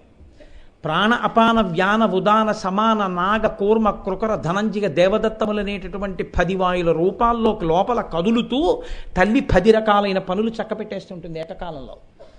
ప్రాణ భగవాన్ రమణులు అంటారు, ఇంటి యజమాని ఇంట్లో లేకపోయినా కుక్క అటు ఇటు తిరుగుతున్నట్టు లోపలికెళ్ళి పైకొచ్చి లోపల వాడు ఉన్నాడు అని చెప్తుంటుంది. భవతి భవతి భవతి అంటారు సంస్కృతంలో. భవతి అంటే ఉన్నాడు అని గుర్తు ఏమిటంటే లోపలికెళ్ళి బయటకు వస్తుంది ఊపిరి. ఆ కదలికి ఎవరు? అమ్మవారే. వీడు ఉన్నాడు అని ఏమిటి గుర్తు? నిద్రపోయినవాడు శవంలాగే ఉంటాడు. కానీ ఉన్నాడని ఎందుకు లేపుతున్నారు? పడుకున్నాడు తలిపేసేయండి పాపం కాసేపు పడుకుంటాడని ఎందుకు అంటున్నారు? లోపలికి ఊపిరి వెళ్ళి పైకి వస్తోంది, బయట కుక్క తిరుగుతోందంటే యజమాని ఉన్నాడు లోపల. లేకపోతే యజమాని లేకపోయినా కుక్క కాపలా కాస్తోంది, యజమాని వచ్చేస్తాడు మళ్ళీ. కాబట్టి కుక్క కాపలా కాసినట్టు లోపలికి బయటికి ఊపిరి వెళ్ళి పైకి వస్తోందంటే అమ్మవారు కదుపుతోంది ఊపిరిని. అందుకని మంగళం మంగళం మంగళం. ఆ శరీరానికి అంత గౌరవం ఉంది. అదేవో శవం గదిలో పడుకుని ఉందనుకోండి, పాపం పడుకుంది అలా పడుకోనివ్వండి అంటారా? అనరు. అదే ఊపిరి ఉండి పడుకుని ఉన్నాడు అనుకోండి, అయ్యో పడుకున్నారని ఫ్యాన్ వేసి జట్టెట్టి నానాలరీ చేస్తాం నిద్రపోతున్నాడని. ఎవరిది ఆ మంగళం? ఎవరి వల్ల కలిగింది ఆ సౌభాగ్యం? ఆ తల్లి ఊపిరి రూపంలో కదులుతోంది కాబట్టి. అపాన, తినకూడనివన్నీ నువ్వు తినేస్తే లోపల శరీరంలో ఉండ సున్నితమైనటువంటి జీర్ణ వ్యవస్థ నశించిపోకుండా, పాడై పుళ్ళు పడిపోకుండా అక్కరలేనంత ప్రమాదకరమైన వాయువుని తీసుకుని శరీర అధోభాగంలోంచి నిష్క్రమిస్తే అపానవాయువు. వ్యాన, ఈ శరీరంలో ప్రాణములు ఉద్గమించినా పైకి వెళ్ళిపోయినా ఇంకా శిథిలమైపోయిన ఇల్లు ఒకటి, ఇది నాది నాది అని చెప్పి ఇంకా దాని చుట్టూ ఓ తడికి కట్టుకుని ఈ స్థలము ఫలానా వారిది అని రాసుకున్నట్టుగా ఇంకా ఇది నాది అని భ్రాంతితో వ్యానవాయువు ఉండిపోతే కొడుకు అంత్యేష్టి సంస్కారంలో మంత్రం చెప్పి విడిపించేస్తాడు వ్యానవాయువుని. అప్పుడు పూర్ణప్రేతం అవుతుంది అది. కాబట్టి వ్యాన, ఉదాన, విశ్వకర్మ, మనుస్వష్టాస్తవిష్ట స్థవిరోధ్రువ అని పేరు విష్ణు సహస్రనామ స్తోత్రంలో. మహానుభావుడు ఆయన అనండి ఆవిడ అనండి వచ్చిన ప్రమాదం ఏం లేదు. మీరు ఏ పేరుతో పిలిచిన తత్వం మాత్రం ఇప్పుడు ఒక్కటే ఉంటుంది. ఎటువంటి ప్రాణికి అటువంటి ప్రాణే పుట్టాలి. మనిషికి మనిషే పుట్టాలి. ఓ మనిషికి పిల్లి పుడితే 50 మంది ఆడతారు చూడడానికి. ఇదేట్రా విచిత్రం అని పేపర్లో వేస్తారు, టీవీలో చూపిస్తారు. మనిషికి మనిషి, కుక్కకి కుక్క, పిల్లికి పిల్లి. ఎవరు నిర్మించారు ఈ వ్యూహాన్ని? ఇది ప్రాణ, అపాన, వ్యాన, ఉదానము. ఉదానమనేటటువంటి వాయువు శరీరములోని తేజస్సుని కదిపి మళ్ళీ అటువంటి ప్రాణి పుట్టేటట్టుగా చేస్తుంది. కాబట్టి ఉదాన, సమాన. నేను అన్నం తిన్నాను అనుకోండి, 6 నెలలు కుడివైపు పెరిగి 6 నెలలు ఎడమవైపు పెరుగుతుంది అన్నారు అనుకోండి, ఎంత వికారంగా ఉంటుంది. రాత్రి నిద్రపోతే వెంట్రుకల దగ్గర నుంచి, గోళ్ల దగ్గర నుంచి, కాళ్ళు చేతులు అన్నీ సమానంగా పెరగాలి. ఏది పెరగకూడదో ఇంకా అది మాత్రం పెరగకుండా అలాగే ఉండాలి. హార్ట్ కొద్దిగా ఎన్లార్జ్ అయింది అన్నారు అనుకోండి, అది కూడా పెరుగుతోందండి అన్నారు అనుకోండి, ఎన్ని లక్షలున్నా సరిపోదు. కొన్ని పెరగకుండా కొన్ని పెరిగేటట్టు ఎవరు చూస్తున్నారు? మీరా నేనా? కదలికలన్నీ మనని మనం చూసుకుని కదుపుకుంటాను. నా గోళ్ళు నేను పెంచుకున్నానా సమానంగా? నా వెంట్రుకలు నేను పెంచుకున్నానా సమానంగా? దేనికి అహంకారం? దేనికి గుడ్డల మీద చెయ్యేసుకు బాదుకోవడం? కాబట్టి సమాన, నాగ. తినకూడనంత తినేస్తే ఇంకా తినకరా, కడుపు నిండిపోయింది, ఇబ్బంది పడిపోతామని త్రేణుపు రూపంలో కదులుతుంది ఆవిడ. కదిలి వాయు రూపంలో కదిలి త్రేణుపు రూపంలో వచ్చి ఇక తినద్దు హెచ్చరిక చేస్తుంది. కాబట్టి త్రేణుపు రూపం. కూర్మ, మనిషి ప్రాణోత్క్రమణం అయిపోవడానికి 6 నెలల ముందు కాంతి క్షీణించిపోతుంది అని శాస్త్రవాక్కు. మనిషిలో కాంతి ఉంటుంది, దాన్ని భగవదుపాసన బట్టి ఆ కాంతి పెరుగుతూ ఉంటుంది. అది ఆ కాంతి రూపంలో ఉండడాన్ని, అదే మనం చండీ సప్తశతి అక్కడ పారాయణ చేసేటప్పుడు చెప్తారు, యా దేవి సర్వభూతేషు కాంతి రూపేణ సంస్థిత నమస్తస్యై నమస్తస్యై నమస్తస్యై నమో నమః అంటారు. కాబట్టి ఆ కాంతి కూర్మవాయువుగా ఆవిడే ఆ కాంతిగా శరీరంలో కదులుతూ ఉంటుంది. కాబట్టి నాగ, కూర్మ, కృకర. ఊరే ఎంత ఐశ్వర్యం ఉంటే మాత్రం ఎందుకు వచ్చిందిరా నీకు దరిద్రం? వేళ పట్టున తినవు, ఎప్పుడూ తిరుగుతుంటావు, తినరా తినరా అని ఆకలి రూపంలో చెప్తుంది. కృకర, ధనంజయ. ఆశ్చర్యకరమైన కదలికండి ఇది. శాస్త్రాలు నమస్కారం చేసేసే అసలు ఈ కదలికకి. మనం ఏదో చెప్తాం, మనిషి పోతే తీసుకెళ్లి రుద్రభూమి యందు అంత్యేష్టి సంస్కారం చేసి బ్రహ్మాండంలో కలుపుతారు. ఓ కుక్క చచ్చిపోయింది, ఎవరు కలుపుతారు? కాళ్ళకి తాడు కట్టి లాగి పొదల్లో బారేస్తారు. కానీ ఆ శరీరం లోపల ఒక వాయువు ప్రవేశించి, ది ప్రాసెస్ ఆఫ్ డీకంపోజిషన్ అంటాం, అది బాగా ఉబ్బిపోయేటట్టు చేసి బద్దలైపోతుంది. బద్దలైపోయి అందులో ఉన్న పృథివీ ఆపస్తేజోవాయురాకాశములు బ్రహ్మాండంలో ఉన్న పృథివీ ఆపస్తేజోవాయురాకాశముల్లో కలిపేస్తాయి. ఎవరు చేస్తున్నారు ఈ కదలిక? లేకపోతే చచ్చిపోయిన ప్రాణులన్నీ అలాగే ఉండిపోయాయి అనుకోండి, అసలు మనం అడుగు తీసి అడుగేయడానికి ఏమైనా ఉంటుందా? ఎవరు కలిపేస్తున్నారు అలాగా? ఈ కలుపుతున్న కదలికలున్నాయే అవన్నీ ఆవిడే. ఈ కదలికకి ధనంజయవాయువు అని పేరు. ధనంజయవాయు రూపంలో ఆవిడ చక్కబెడుతుంది ఈ వ్యవహారాన్ని. నాగ కూర్మ కృకర ధనంజయ దేవదత్తం. ఇంద్రియములు బడలిసిపోయాయిరా, ఇక పంచేయలేవు, కళ్ళలిసిపోయాయి, చెవులలిసిపోయాయి. తెల్లవారకట్ట ఎప్పుడో 3:30కి లేచావు, 11 అవుతోంది, పడుకో పడుకో పడుకో అని ఆవలింత రూపంలో చెప్తుంది ఆవిడ. అది దేవదత్తము. ఇప్పుడు చెప్పండి, మన శరీరాన్ని చక్కబెడుతున్నది, మన శరీరంలో ఉన్న కదలికలు మనవా ఆవిడవా? ఆవిడవి. ఆవిడ ఒక్కసారి మనం పీలిస్తే 10గా విడివడి లోపల చక్కబెడుతోంది.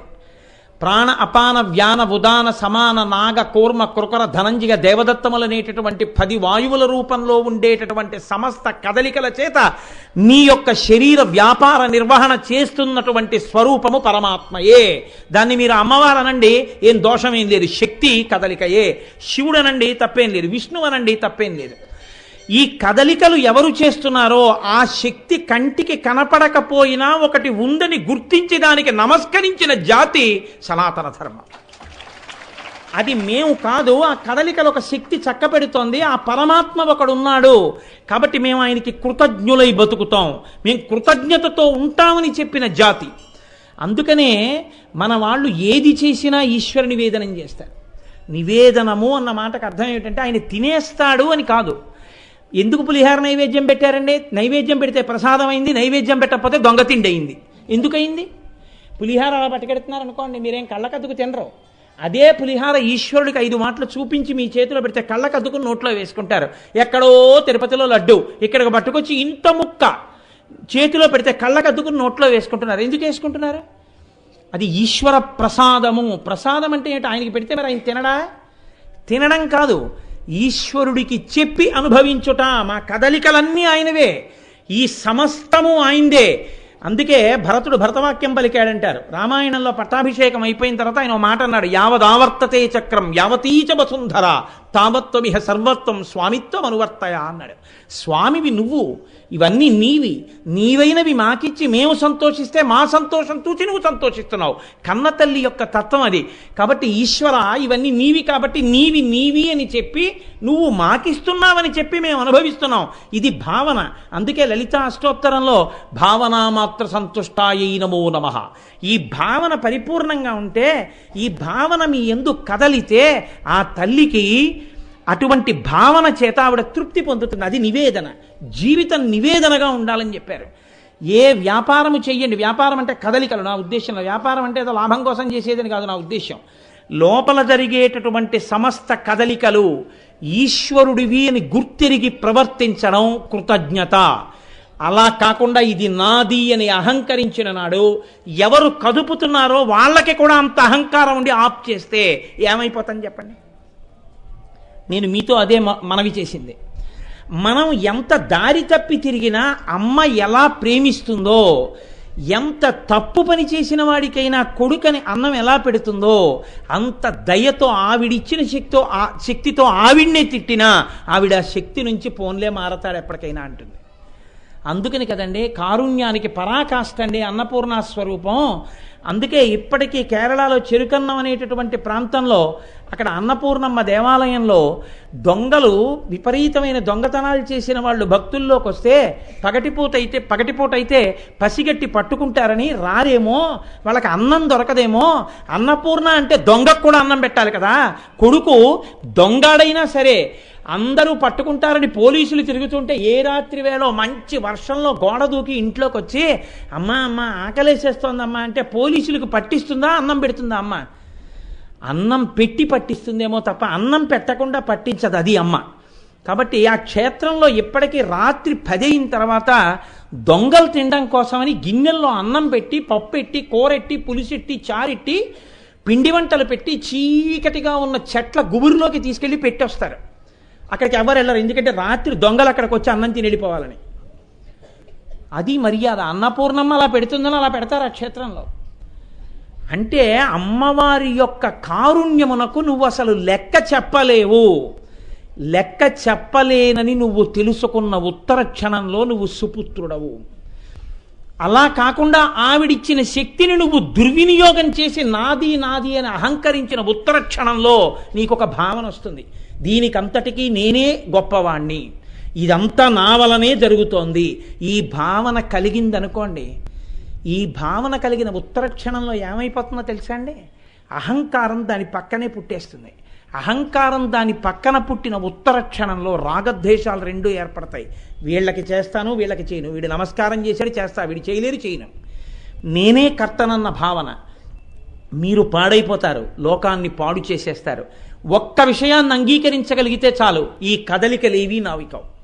కదుపుతున్న ఆవిడ ఒక ఆవిడ ఉంది, ఆవిడ నేను ఏం చేస్తున్నానో చూస్తోంది కాబట్టి, ఆవిడ చూస్తోంది కాబట్టి నా కదలికలకి నేను ఆవిడికి జవాబుదారి, నేను జాగ్రత్తగా ఉంటాను అని అనుకున్న ఉత్తర క్షణంలో మీ జీవితం పవిత్రమైపోతుంది. అది అమ్మవారి ఉపాసన అంటే. ఇప్పుడు చెప్పండి, అమ్మవారి ఉపాసన శారదా నవరాత్రుల్లో మొదలై ఆగుతుందా? అది జీవిత పర్యంతము ఉండవలసినటువంటి ఉపాసన, జీవిత పర్యంతం ఉంటుంది. ఎవరికి ఇటువంటి స్థితి కలిగిందో అటువంటి వ్యక్తి కాకతాళీయంగా ఇవాళ సభలో ఉండడం ఆశ్చర్యం. తిరుమల తిరుపతి దేవస్థానానికి కార్యనిర్వహణాధికారి చేసి ఎన్నో సంస్కరణలను తన ప్రజ్ఞతో తీసుకొచ్చి, అసలు నిజంగా ధ్వజస్తంభ ప్రతిష్ఠ అన్నది చదివినప్పుడు నాకు ఒళ్ళు పులకించిపోతుంటుంది. అంతగా ఈశ్వరుడు యొక్క అనుగ్రహాన్ని ప్రతి క్షణం చూసి తాను కార్యనిర్వహణాధికారిని అని చాలా, అసలు ఆయన పోస్టింగ్ దగ్గర నుంచి రాసుకున్నారు. ఆయన నేనింతటి వాణ్ణి అనుకున్నటువంటి వ్యక్తి తిరుమల తిరుపతి దేవస్థానం కార్యనిర్వహణాధికారిగా పదవీ విరమణ చేసి వచ్చేసిన తర్వాత ఆయన అనుభవాలకి పెట్టుకున్న పేరు నాహంకర్త హరిహి కర్త. నేను కాదు కర్తని, శ్రీహరి నన్ను పనిముట్టుగా చేసుకుని చేయించాడు. ఎంత గొప్ప పేరండి! అటువంటి మహానుభావుడు ఇవాళ పివిఆర్కే ప్రసాద్ గారు సభలో ఉన్నారు. ఆ జీవితాలు అమ్మవారి పాదాల మీద పువ్వులు. నేను వ్యక్తుల్ని పొగిడాను అనుకోకండి, ప్రసాద్ గారి సభలో లేనప్పుడు కూడా నేను ఎన్నో మాటలు చెప్పాను అహంకర్త హరిహికర్త గురించి. కాబట్టి ఈ భావన లోపల రావాలి. ఆ భావన ఏర్పడడం అమ్మవారికి నిజమైన పూజ తప్ప ఏదో ఒక అరగంట సేపు కూర్చుని ఇన్ని పువ్వులు అట్టుకొచ్చాను, ఇంత పత్రి అట్టుకొచ్చాను, నువ్వేం పట్టుకొస్తావు? నువ్వు ఆ పువ్వులు పూసేటట్టు చేసిన వాడివి. ఏది నీ ప్రజ్ఞంతా పెట్టి ఒక్క మొగ్గ విచ్చుకునేటట్టు చెయ్యి. ఒక్క మొగ్గ విచ్చుకునేటట్టు నువ్వు చేయలేవు. అది ఈశ్వరుడు యొక్క అనుగ్రహం అని నువ్వు తెలుసుకున్న ఉత్తర క్షణంలో నువ్వు పూజ చేస్తున్నావు. అది తెలుసుకోనంతసేపు నీకు అసలు ఆ మకరందం అందదు. ఒకే ఒక బురదలో కప్ప ఎప్పటి నుంచో ఉంటుంది. ఆ బురదలోనే ఒక పద్మం మొగ్గ బయలుదేరింది. ఆ కప్ప మొగ్గ పక్కనే తిరుగుతోంది. ఆ పద్మం మొగ్గ పైకొచ్చింది, కప్ప దాని చుట్టూనే తిరుగుతోంది. ఆ పద్మం విచ్చుకుంది, దాని నిండా మకరందం ఉంది. పక్కనే ఉన్న కప్పకి ఆ పద్మంలో ఉన్న మకరందం ఎన్నటికీ తెలియదు. దాని జీవితంలో అది నాలుక పెట్టి నాకదు. అది ఎప్పుడు పురుగుల కోసమే వెతుకుతుంది. పక్కన ఎక్కడో అరణ్యంలో ఉన్నటువంటి చెట్ల మీద తిరిగే ఒక తుమ్మెద ఇక్కడ పద్మం వికసించింది, తేనె ఉంది అని తెలుసుకుని ఎగురుకుంటూ వచ్చి ఆ పద్మం మీద వాలి అందులో ఉన్న మకరందాన్ని తాగి వెళ్ళిపోతోంది. ఇన్ని సీతాకోక చిలుకలు వచ్చి ఇన్ని పద్మంలో ఉన్నది ఏదో తాగుతున్నాయి, నేనెందుకు తాగకూడదన్న ఆలోచన కప్పకి తన జీవిత పర్యంతంలో రాదు. పద్మంలో మకరందం తాగలేదు. నువ్వు నాది నాది అని అహంకరించినంత కాలం నువ్వు ఎన్ని పూజలు చేసినా పద్మం పక్కన కప్పవే కానీ నువ్వు భృంగానివి మాత్రం కాలేదు. శంకర భగవత్పాదులు శివానంద లహరి చేస్తూ ఓ మాట చెప్తారు.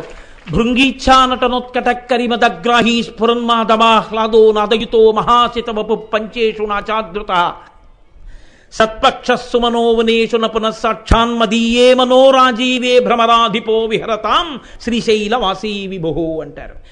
నా మనస్సు అనేటటువంటి పద్మం భక్తి అనేటటువంటి మకరందంతో నిండి నిలబడితే ఎక్కడ ఉన్నా సరే ఆ భ్రమరాధిపతి అయినటువంటి వాడు ఉన్నాడే, భ్రమరాంబిక అమ్మవారు, ఆవిడ భర్త గండుతుమ్మెద పరమశివుడు, ఆయన ఎగురుకుంటూ వచ్చి ఈ పద్మంలో కూర్చుని తేనె తాగుతూ ఉండవలసింది. వెతుక్కుంటూ వస్తాడు పరమాత్మ. ఇది కదండి గోపకాంతల ఇళ్లలో వెన్న కోసం అని చెప్పి చిన్ని కృష్ణుడు వెతుక్కుంటూ రావడం అన్న చోరలీల అదే కాదు. బాలురకు పాలు లేవని బాలింతలు మొరలు పెట్ట పకపకనగియా బాలుండాళము చేయుచు ఆలకు గ్రేపులను విడిచి అంబోజాక్షి వారిల్లు సొచ్చి కడవల దోలంబుగ నేయిత్రాగితుద నాకడవల్ వీరింట నీసుతుండిడ వారికి వీరికిని పెద్ద వాదయ్య సతి ఆడంజని మీగడ పెరుగోడక నీ సుతుడు త్రావి ఒక ఇంచుక తా కోడలి మూతింజరిమిన కోడలు ముచ్చనుచు అత్త కొట్టెల తాంగి ఓయమ్మ నీ కుమారుడు మా ఇండ్లను పాలు పెరుగు మననీడమ్మ పోయదమెక్కడికైనను మాయన్నుల సురభులాన మంజులవాణి అంటూ పోతన గారి భాగవతంలో ఎన్ని లీలలో ఆ వెన్న కోసం కృష్ణుడివి. ఎందుకు ఆయన కర్మ, ఇన్ని సృష్టించిన వాడికి వెన్నొక్కటి ఆయన సృష్టించుకోలేదు ఆయన తినడానికి. ఎక్కడ భక్తి అన్న వెన్న ఉందో అక్కడికి కృష్ణుడు వెళ్ళాడు, ఎక్కడ భక్తి అన్న మకరందం ఉందో అక్కడికి పరమశివుడు వెళ్ళాడు. పేర్లు మారాయి కానీ తత్వరీత్యా నీ గుండెలు భక్తితో నిండితే అక్కడికి ఈశ్వరుడు వస్తాడు. ఏనాడు లోకం ఈ భక్తి తత్వాన్ని విడిచిపెట్టి నాది నాది అని అనుభవిస్తుందో, ఏనాడు నువ్వు నీలోని కదలికలు ఈశ్వరుడి యొక్క అనుగ్రహం అని తెలుసుకోకుండా నావని విర్రవీగుతావో, ఆనాడు నీ ఎందు కదలికలు ఉంచినప్పటికీ అమ్మవారు ఆ కదలికలు నీవని నువ్వు చేస్తున్నటువంటి ఉద్ధతితో కూడిన వ్యవహార శైలి పట్ల ఆగ్రహం చెందుతుంది. ఆ కోపం చెందిన తల్లికి చండిక అని పేరు. అందుకని చండీ అన్న పేరు వచ్చింది. చండీ అంటే అమరకోశం వ్యాఖ్యానం చేస్తూ ఆ మాటకు ఒక అర్థం చెప్తుంది. చెడి కోపయితి చండీ, ఆవిడ మహాకోపంతో ఉంటుంది. అంత కోపంతో ఉన్న అమ్మవారిని మనం శారదా నవరాత్రుల్లో ఉపాసన చేస్తాం, చండీ హోమం చేస్తాం. ఎందుకు చేస్తామంటే అమ్మవారి పేర్లు పిలిచి దుర్గా సప్తశతి అని 700 శ్లోకాలతో అమ్మవారిని పిలుస్తారు. పిలిచి అందులోకి పచ్చి కాయలు, మీరు రోజు చేస్తున్నారుగా, ఇప్ప పూలు, దానిమ్మ పండు, వెలగపండు, అరటిపండు, కొబ్బరికాయ, ఇవన్నీ ఒక్కొక్క అధ్యాయం అయిన తర్వాత ఒక్కొక్కటి నేతితో కలిపి ఆ అగ్నిముఖంగా హవిస్సు వేస్తారు. వేసి చండీదేవికి నమస్కారం చేస్తారు. చేస్తే క్షమార్పణ చెప్పినట్టు, అమ్మ ఇన్నాళ్ళు నాలో ఉన్నటువంటి కదలికలు నావని భ్రమసి తప్పు చేసి అహంకారంతో విర్రవీగాను. తల్లి, నన్ను నేను సంస్కరించుకోగలనన్న ధైర్యం నా యందు పోయింది. నా మనస్సుకి నేను అటువంటి జవం ఇచ్చేశాను. అది ఇంకా నన్ను ఎప్పుడూ గ్రసించి ఉంది. పటకారని చెయ్యి పట్టగలదు కానీ చేతిని పటకార పట్టుకోలేదు. ఆ స్థితికి వచ్చేశాను. నేను నా మనసుని శాసించలేకపోతున్నాను. తల్లి, నీ పాదములు పట్టుకుంటున్నాను. నువ్వే నా మనసుని శాసించి నన్ను నీవాణ్ణి చేసుకో. పరమ శరణాగతితో అమ్మవారికి హవిస్సుని ఇవ్వడం చండీ హోమం. అందుకే శారదా నవరాత్రుల్లో చండీదేవిని అర్చన చేస్తే ఎన్ని దోషములు చేసిన వాణ్ణైనా అమ్మతనంతో క్షమించేస్తుంది. ఎంత కోపంతో ఉన్నా ఈ ప్రార్థన చేసి ఆ చండీ సప్తశతి మంత్రాలతో అమ్మవారికి హవిస్సిచ్చి అక్కడ కూర్చుని నమస్కారం చేస్తే ఇన్ని తప్పులు చేసినా పోన్లేరా, ఒప్పుకున్నావు కదా తప్పని, అంతే ఉత్తర క్షణంలో ఆవిడ పరమశాంతి పొందుతుంది. ఈ శాంతి పొందిన స్వరూపం గురించి వేదం అంది, శివా రుద్రస్య భేషజీ. శివుణ్ణి రుద్రుణ్ణి చేసి బాధ పెట్టించిన తల్లి ఆవిడ ఏం చేస్తుందంటే శివా విశ్వస్య భేషజీ. భేషజీ అంటే మందు. ఆవిడ వెంటనే రుద్రుణ్ణి శివుణ్ణి చేసి ప్రసన్నుణ్ణి చేసి మీకు కలిగిన ఆపదల నుంచి మిమ్మల్ని ఉద్ధరిస్తుంది. అది మీ కొరకే చెయ్యాలని లేదు, మీ కొరకు చెయ్యవచ్చు. మనని మనం నియంత్రించుకోలేని తనాన్ని అమ్మవారి దగ్గర చెప్పుకోవడం, ఆ చెప్పడం కూడా మనకి రాదు.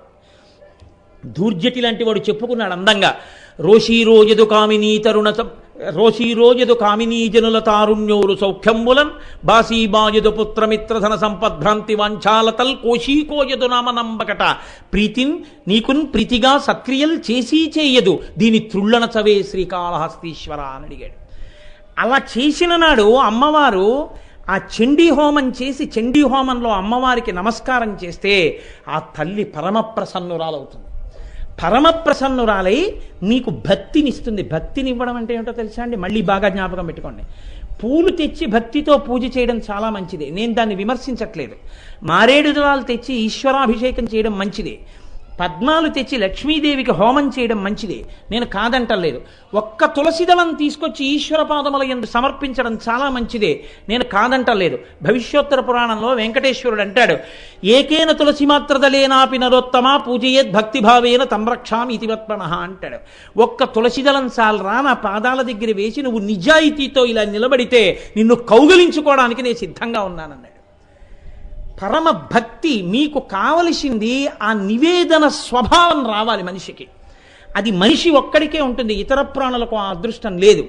నిజాయితీతో ఆ కదలికలు నీవి అమ్మా నావి కావని అంగీకరించడమే భక్తికి మారుపేరు. అందుకే శంకరులు అంటారు శివానందలహరిలో, నువ్వు ఎక్కడెక్కడో తిరిగి ఏవేవో తెచ్చానని గభీరే కాసారే విశతి విజనే ఘోర విపినే విశాలే శైలే చ భ్రమతి కుసుమార్థంజలమతి సమర్పేచే తత్సరసిజముమానాధ భవతే సుఖేనా వస్తాతుం జనైహ నజానాతి కిమహో. ఎక్కడో పర్వతాలు ఎక్కాను, మారేడు దళాలు తెచ్చాను, నీళ్లలో దిగాను, పద్మాలు తీసుకొచ్చాను, అక్కడెక్కడికో వెళ్ళాను, ఇంకోటేవో తీసుకొచ్చాను, నీకు పూజ చేశానంటే అవన్నీ సృష్టించిన వాడివి నువ్వా?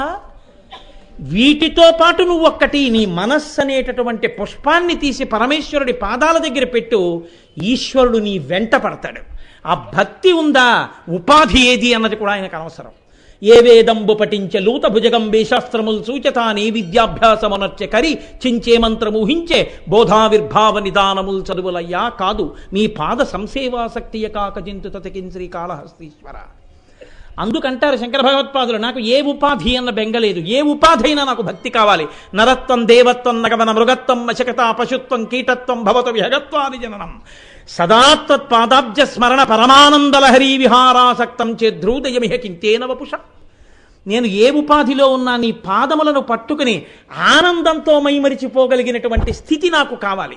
ప్రహ్లాదుడి గురించి చెప్తూ పోతన గారు అంటారు, మందార మకరంద మాధుర్యముల తేలు మధుపంబుబోవునే మదనములకు నిర్మల మందాకినీ వీచికల తూగురాయంతదనునే తరంగిణులకు లలిత రసాల పల్లవ ఖాదియై చొక్కు కోయిలతనునే కుటజములకు పూర్ణేందు చంద్రికా స్ఫురిత చకోరక మరుగునే సాంద్ర నిహారములకు అమృతోదర పాదార విందముల నుంచి స్రవించేటటువంటి భక్తి అనేటటువంటి మందార మకరంద పానం చేసి మత్తెక్కిపోయిన నాకు నాన్న ఇతర విషయముల యందు తిరగరా అంటే ఎలా తిరగగలదు నాన్న, నేను ఆ మత్తులో పడిపోయాను నాన్న అంటాడు ప్రహ్లాదుడు.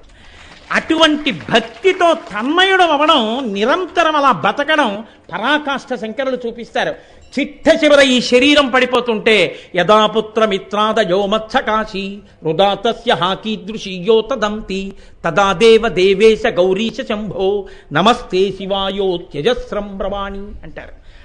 ఈ ఊపిరి ఆగిపోతుంటే, ఎగ ఊపిరి వస్తుంటే, ఆఖరణ కొడుకు తీసుకొచ్చి తులసిదళంతో నీళ్లు పోస్తుంటే, గుటక పడకపోతుంటే, మంచం మీద ఉండకూడదు కిందకి దింపేయమని బలవంతంగా తీసుకొచ్చి చింకి దుప్పటి ఓటి వేసి వీధిలో పడుకోబెట్టేస్తుంటే, భార్య గట్టిగా ఏడుస్తుంటే, కాయము వీడి జీవుడతి కంపిత చిత్తతనేగుచుండవో నాయనయంచు ఎట్టు నిజ నందన నందినులైన కాని కందోగిని భాష్పములు తొలుత దుఃఖమహమ్ముని చొచ్చుపత్నియన్ కాయము వీడిరారు కదా. చేసిన కర్మము పుణ్యము తప్ప శంకర. ఆనాడు ప్రాణోత్క్రమణం అయిపోతుంటే వీళ్ళందరూ ఏడుస్తుంటే యథాపుత్రమిత్రాదయో మత్సకాశీ కొడుకులు కూతుళ్ళు కోడళ్ళు అల్లుళ్ళు చుట్టూ చేరి, మిత్రుడు చుట్టూ చేరి, అయ్యో మా మిత్రుడు రోజు పూలదండలు వేయించుకున్నవాడు, నమస్కారాలు చేయించుకున్నవాడు, ఎంతో గౌరవం పొందినవాడు చిట్ట చివర ఇలా చింకి గుడ్డ మీద పడుకోబెడుతున్నారు అని ఏడుస్తుంటే, ఈశ్వరా అవి నా చెవిన పడకూడదు. యథాపుత్రమిత్రాదయో మత్సకాశీ రుదాత్యస్య హాకీదృశీయోత శంతి తదా దేవ దేవేశ గౌరీశ శంభో.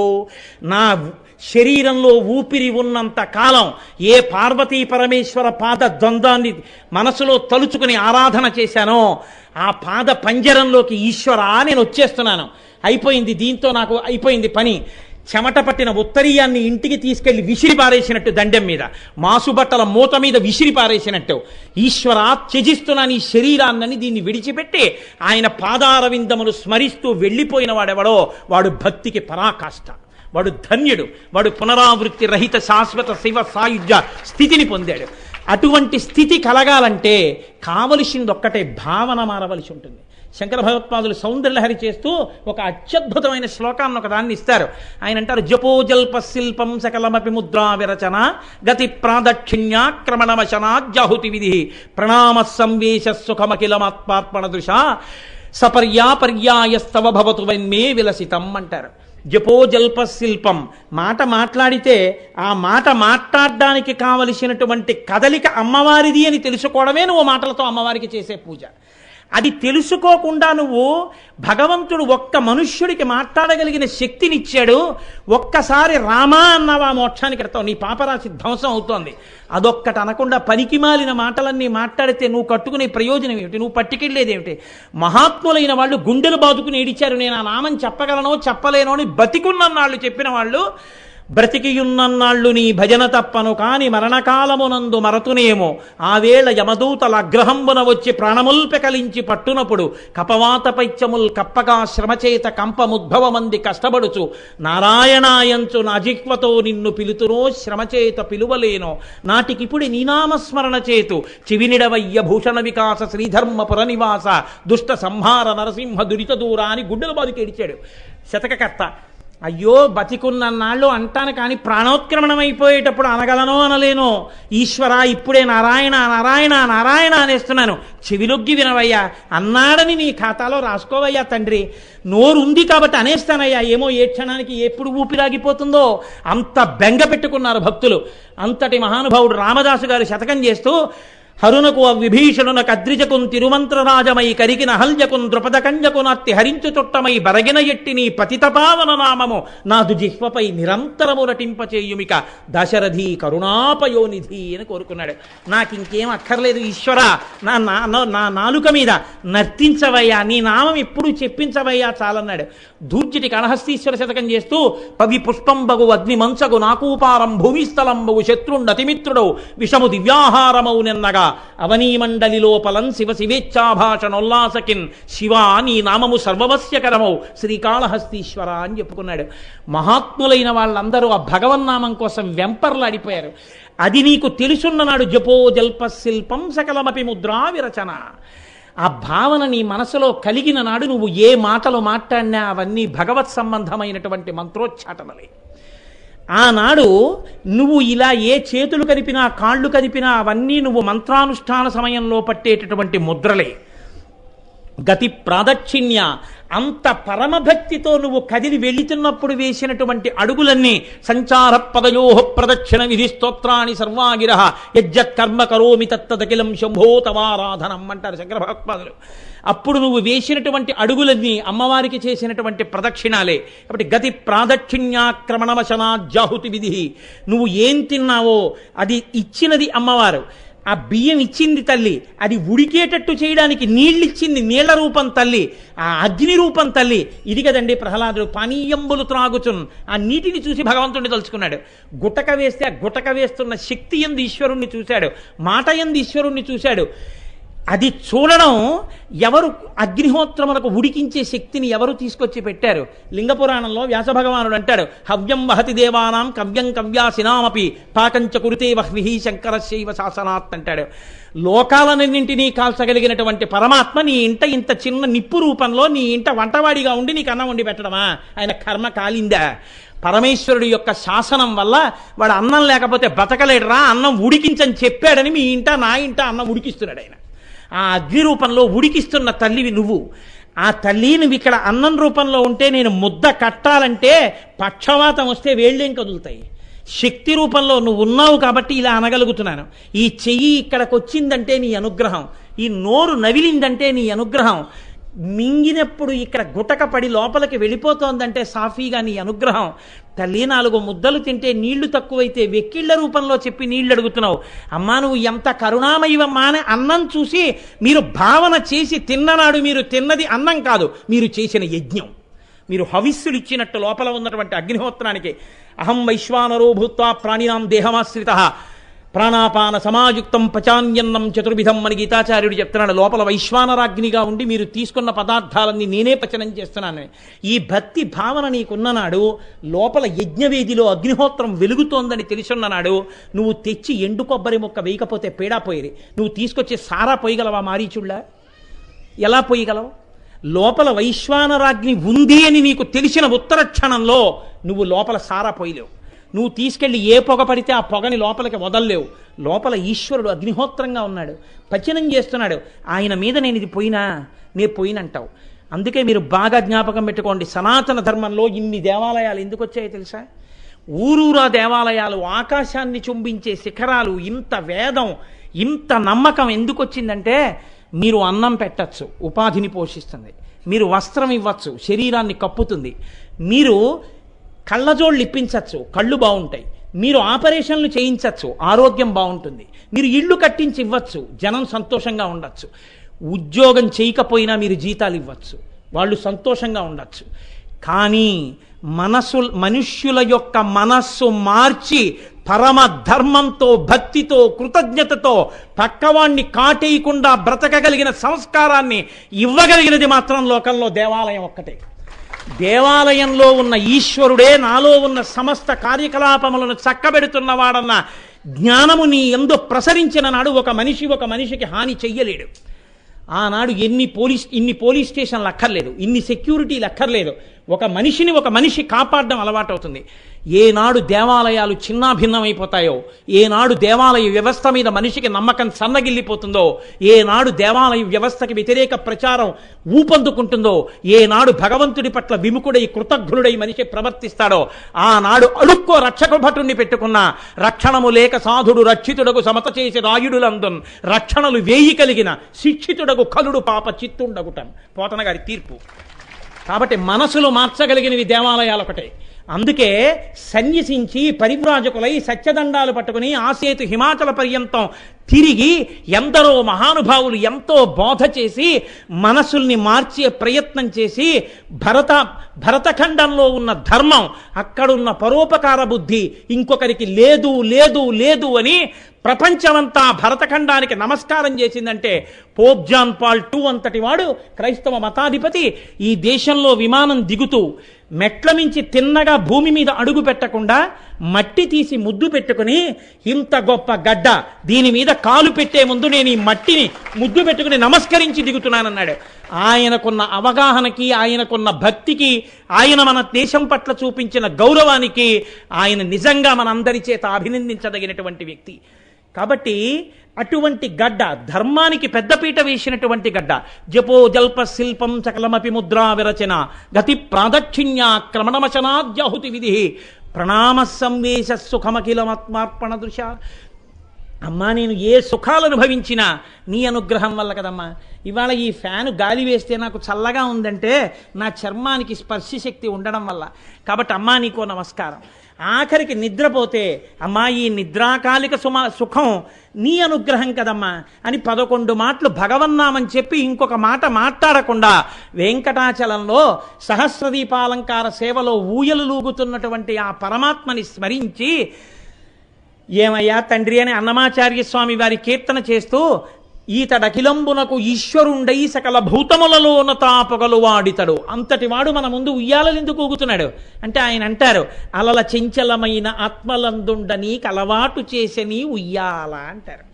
ఈశ్వర, అలల చెంచలమైన ఆత్మలు కదా, ఎప్పుడు స్థిరంగా ఉండవు కదా, ఎప్పుడు కదులుతుంటాయి కదా. ఆ కదలికలను ఉయ్యలలుగా స్వీకరించి లోపల కూర్చుని ఊగడానికి అలవాటు పడిపోయిన వాడివి ఉభయనాంచారులతో నా ముందు ఊయల సేవ తీసుకుంటూ నాకు దర్శనమిచ్చావా తండ్రి అని కీర్తన చేశారు.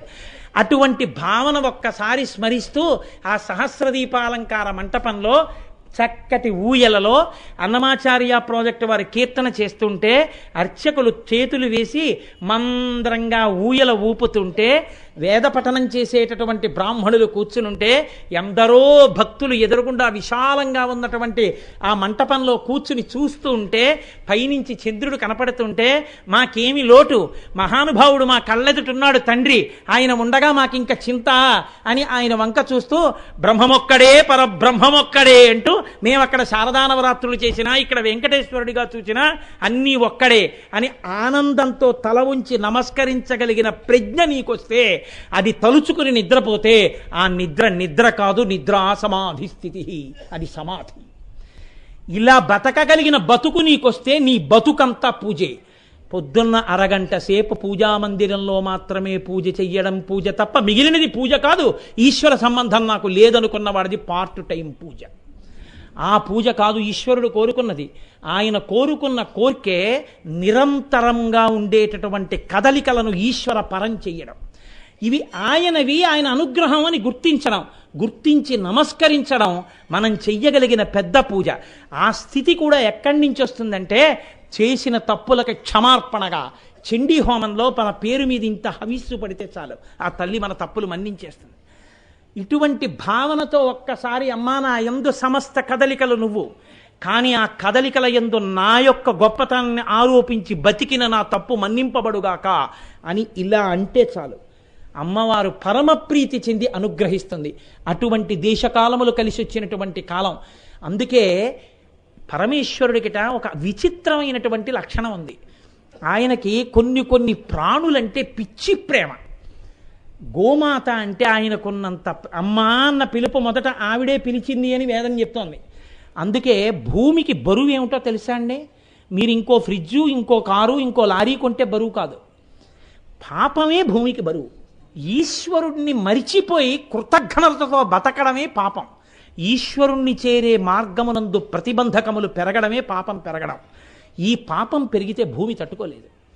అప్పుడు ఆవిడ సాక్షాత్తు నారాయణుడి భార్య అయినా భూదేవిగా వెళ్ళి ప్రార్థన చేయదు, గోమాతగా ప్రార్థన చేస్తుంది. మీరు గమనించండి, పురాణాల్లో భూదేవిగా వెళ్ళి ఎప్పుడు నిలబడి పాపం పెరిగింది అందో, గోమాతగా నిలబడి ప్రార్థన చేస్తుంది. గోమాత అంత గొప్పది. ఆవిడ వంక చూస్తే పరమేశ్వరుడు కూడా ప్రీతి చెంది ప్రతిజ్ఞ చేసి అవతారాన్ని స్వీకరిస్తూ ఉంటాడు. అటువంటి గోవుని రక్షించడం సనాతన ధర్మంలో పుట్టిన ప్రతి వారి యొక్క కర్తవ్యం. మనం 3 గోవుల్ని సమీకరించగలిగాం, 3 దూడలు. విశ్వనాథ సత్యనారాయణ గారు శివార్పణము అని ఒక గ్రంథం చేస్తూ ఒక అత్యద్భుతమైనటువంటి శ్లోకం ఒకటి రచన చేశారు. ఆయన అన్నారు, మహానుభావుడు, సాధు గోమాత భరతభూ శ్వాసకోశ మరియు నద్దాని బంధింప నుడికిపోతే వటదలంబున కనుమూయువా అని కడుపు అన్నారు. ఎవరో చెప్పలేదు, వటదలంబున కనుమూయువా అని కడుపు. వటదళం మీద పడుకుని నిద్రపోయేవాడు, రావ్యాకు మీద పడుకుని నిద్రపోయేవాడు చిన్ని కృష్ణుడు. వటపత్రశాయి అంటాం కదా, ఆ వటపత్రశాయి కృష్ణావతారంలో వచ్చి ఆవుల్నే కాశాడు. కృష్ణకర్ణామృతంలో పొంగిపోయాడు కదండి లీలాశకుడు మహానుభావుడు. గోధూళి ధూసరిత కోమల గోపవేషం గోపాల బాలక శతైరనుగమ్యమానం సాయంతనే ప్రతిగృహం పశుబంధనార్థం గచ్చంతమచ్యుత శిశుం ప్రణతోస్మి నిత్యం అన్నాడు. ఆవులతో కలిసి ఆడుకున్నాడు, పాడుకున్నాడు. అటువంటి మహానుభావుడు కడుపు ఉడికిపోతుందిరా ఆవు జోలికెడితే అన్నాడు. ఆవుని రక్షించడం మనందరి కర్తవ్యం. మేము రక్షించలేక కాదు, ఏనాడు 3 గోవుల్ని సమీకరించి అవి అయ్యప్ప స్వామి గోవులు అని వాటికి 3 పేర్లు పెట్టి వాటిని పోషించడం మొదలుపెట్టామో ఆనాడే ఆ గోవుల్ని అవసరమైతే మా ద్రవ్యమైనా తీసి వేసి వాటిని రక్షించాలని ప్రతిజ్ఞ చేసుకున్నాం. మాకున్న సత్సంగంలో కొంతమంది దీక్ష తీసుకుని హాస్టల్స్ దగ్గరికి వెళ్ళి, అయ్యా మీరు కూరలు తరిగినప్పుడు మిగిలిపోయిన కూరలు మాకు ఇవ్వండి అని ఉద్యోగాల్లో పెద్ద పెద్ద ఉద్యోగాల్లో ఉన్నవాళ్ళు గోవుల పట్ల వాళ్ళకున్న నిరతి ప్రదర్శించడానికి బస్తాలలో కాయగూరలు పట్టుకుని ఇంటికి పట్టుకెళ్ళి కడిగి కాయగూరలు తెచ్చి గోవులకు పెడుతున్నారు. వాకింగ్ ట్రాక్స్ దగ్గరికి వెళ్ళి మహదైశ్వర్యవంతులు కొడవళ్ళు పట్టుకుని గడ్డి కోసి బస్తాలకెత్తి తెచ్చి ఆవులకి వేస్తున్నారు. తెల్లవారి లేస్తే మనం ఉత్సవాన్ని గోపూజతో ప్రారంభం చేస్తున్నాం. చంద్రశేఖర పరమాచార్య నడిచే దేవుడు, మహాపురుషుడు. ఆయన అంటుండేవారు, గోవుని రక్షించండి, గోవుని రక్షించండి. గోవు తనంత తాను చచ్చిపోయే అవకాశం మనం ఇవ్వాలి తప్ప గోవు బలవన్మరణానికి గురి కాకూడదు. కాబట్టి మనం శారదా నవరాత్రుల్లో పరమేశ్వరుడి ప్రీతి పొందడానికి, అందరూ తలకో చెయ్య వెయ్యడానికి, గోవు పట్ల మనకున్న నిబద్ధత ప్రదర్శించడానికి ఒక ఏర్పాటు చెయ్యాలి అని అనుకున్నాం. రేపటి రోజు ఉదయం నుంచి రాత్రి వరకు ఉండేటటువంటి హుండీలో పడేటటువంటి ద్రవ్యాన్ని దేవస్థానం తీసుకోను అని ప్రకటించింది. రేపు రాత్రి మీలోనే ఉండేటటువంటి కొంతమందిని పిలిచి ఆ హుండీ వేదిక మీద పోసి లెక్క పెట్టించి అది ఆ గోవుల్ని రక్షించేటటువంటి గో సంరక్షణ నిధికి జమ చేస్తారు. మహర్నవమి నాడు అమ్మవారి అనుగ్రహానికి పాత్రులం కావడానికి ఇది ఒక మంచి అవకాశం. నేను మిమ్మల్ని ఎవ్వరిని డబ్బుల కోసం ఈ మాట చెప్పారని అనుకోకండి. మనం మన ద్రవ్యంతో ఒక మంచి పని చేసాం, సనాతన ధర్మంలో పుట్టినందుకు అని ఒక తృప్తి పొందాలి, మాకు అవకాశం ఏమోమని ఎందరో అడిగితే ఏం చెయ్యాలని ఆలోచించి చిట్ట చివరికి ఈ నిర్ణయం చేశారు. కాబట్టి చక్కగా అందరూ రేపు ఉదయం నుంచి, అది పావలా కావచ్చు, 10 పైసలు కావచ్చు, 10 రూపాయలు కావచ్చు, 1000 రూపాయలు ఇచ్చిన వాడికి 1000 రూపాయలు ఇచ్చాడని తెలియక్కర్లా. అమ్మకి అమృతపాణి అరటిపండు పెడితే పౌర సత్కారం చేయాలా? అమ్మకి తీసుకొచ్చి ఐశ్వర్యం తక్కువ ఉన్నవాడు గంజి తీసుకొచ్చి అమ్మకి పెట్టి తాను తాగితే వాడిని హీనం చేసి 6 నెలలు కారాగార శిక్ష వేయాలా? ఎవరి శక్తి కొలది వాళ్ళ అమ్మని ప్రేమిస్తారు, అమ్మని పోషిస్తారు. వేదం గోమాత గురించి ఒక మాట చెప్తుంది, అధికారం ఉండి క్రియాకలాపము చెయ్యగలిగిన వాడు, అధికారము లేక కొన్ని చెయ్యలేనివాడు, ఇద్దరూ తరించడానికి లోకంలోకి వచ్చిన భగవత్పరమైన ప్రాణి గోవు. గోవుకి ప్రదక్షిణం చేసి గడ్డి పెట్టి అందరూ తరించిపోతారు. అటువంటి గో సంరక్షణ నిధి కొరకు రేపటి హుండీ మొత్తాన్ని కూడా జమ చేస్తారు. అందరం చెప్పడం కాదు, నేను కూడా వేస్తాను, నేను ఎప్పుడూ వేస్తాను. మీకు చెప్పి నేను ఊరుకోవడం నాకు ఎప్పుడూ అలవాట్లేదు. అందరం మనకి తోచిన ద్రవ్యాన్ని పండగల్లో మనం తరించడానికి, అమ్మవారి అనుగ్రహానికి రేపు వేద్దాం. రేపు రాత్రి ఏకాంత సేవ పూర్తయిన తర్వాత ఇందులోనే కొంతమందిని తీసుకుని వాళ్ళతోనే లెక్క పెట్టిస్తాం. లెక్క పెట్టించి ఆ ద్రవ్యాన్ని బ్యాంకులో గోసంరక్షణ నిధికి జమ చేసి కాకినాడ పట్టణంలో ఉన్న వాళ్ళందరూ కలిసి ఒక దేవాలయానికి గోవుల్ని తీసుకొచ్చి ఇంత గొప్పగా రక్షిస్తున్నారు అని ఎవ్వరూ మనని పొగడాలని కాదు, ఒక పరమాచార్య, ఒక శంకరాచార్య, ఒక రామానుజాచార్య, ఒక మధ్వాచార్య, మహాపురుషులందరూ గోవుల్ని సేవించిన వాళ్లే, గోశాలలు కట్టిన వాళ్లే, వాళ్ళందరూ సంతోషిస్తే, మనం సనాతన ధర్మంలో పుట్టినందుకు మన పూర్వాచార్యులు సంతోషిస్తే మన బతుకికి అంతకన్నా ధన్యత లేదు. కాబట్టి రేపటి రోజున అందరూ జ్ఞాపకం పెట్టుకుని ఆ కార్యక్రమంలో పాల్గొనండి. రెండవ విషయం, మనం వెంకటాచలం వెళ్ళి కొన్ని ఉత్సవాలు చెయ్యాలి అనుకుంటే 15 నుంచి 20 సంవత్సరములు ఎదురు చూడవలసి వస్తోందని సామాన్యుడైనటువంటి వాడి దగ్గర నుంచి కోటికై పడగెత్తిన ధనవంతుడు, కూటికి శ్రమపడే నిర్భాగ్యుడు అందరూ చూడ్డానికి అవకాశం కల్పించాలని వెంకటాచలంలో జరిగేటటువంటి సన్నిధి గొల్ల దర్శనం దగ్గర నుంచి సుప్రభాతం నుంచి తరిగొండ వెంగమాంబ గారి హారతి వరకు కూడిన 7 రోజుల కార్యక్రమాల సమాహారంగా ప్రతి సంవత్సరం ఒక వారం రోజులు వెంకటేశ్వర వైభవోత్సవములు అని 2 సంవత్సరాల నుంచి మనం ఉత్సవాలు చేస్తున్నాం. ఆ ఉత్సవాలని డిసెంబర్ 8వ తారీఖున ప్రారంభం చేస్తున్నాం. సోమవారం నాడు, సోమవారం ఉదయం వెంకటేశ్వర సుప్రభాతంతో కార్యక్రమం ప్రారంభం అవుతుంది. ముందు రోజు సాయంకాలం ధ్వజారోహణంతో కార్యక్రమాలు ప్రారంభం. ఆదివారం నాడు కిందటి సంవత్సరంలో కాకినాడ పట్టణంలోనే ఇప్పటి వరకు కని విని ఎరుగనంత జన సంద్రంతో మనం ఊరిరిగింపుగా వచ్చాం. ఇక్కడ కళ్యాణానికి జనంతో నిండిపోయింది ఈ ప్రాంగణం అంతా.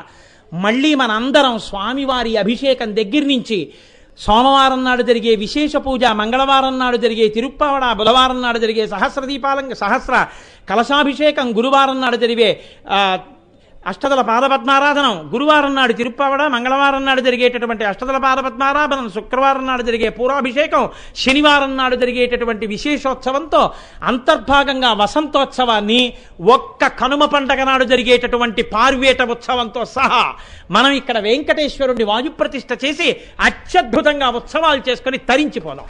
అటువంటి సుముహూర్తం డిసెంబర్ 8వ తారీఖున ప్రారంభం అవుతుంది. మీ అందరూ కూడా ఉత్సవాల్లో పాల్గొనడానికి మీరు ఏమైనా ఊళ్ళు వెళ్ళవలసి ఉంటే కార్యక్రమాల్ని ముందే చక్కబెట్టుకుని వాయిదా వేసుకుని చక్కగా మనం ఈ ఉత్సవంలో పాల్గొని తరించేటటువంటి అవకాశాన్ని సుసంపన్నం చేసుకోండి. ఇప్పుడు స్వామి నందివాహనం నిన్ననే వచ్చింది మనకి. ఆ నందివాహనం మీద ఇవాళ అన్నపూర్ణమ్మ స్వరూపంగా మనం అర్చించి ఉన్నాం కాబట్టి ఆ పార్వతీ పరమేశ్వరులు ముందు శంకరాచార్య స్వామి వారు పల్లకీలో ముందు రాగా వెనక నందివాహనం మీద అమ్మవారు పరమేశ్వరుడితో కలిసి వచ్చి విహారం చేసి లోపలికి వస్తుంది. పరమభక్తితో ఇక్కడ మార్గం ఇచ్చి ప్రతిరోజులాగే ఆ వాహన సేవకి మనందరం సిద్ధంగా ఉందాం.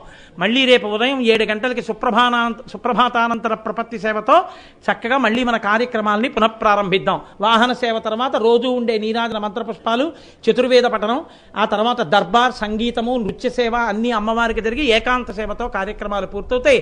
శ్రద్ధాళువులై కూర్చోవలసిందిగా మనవి. మంగళ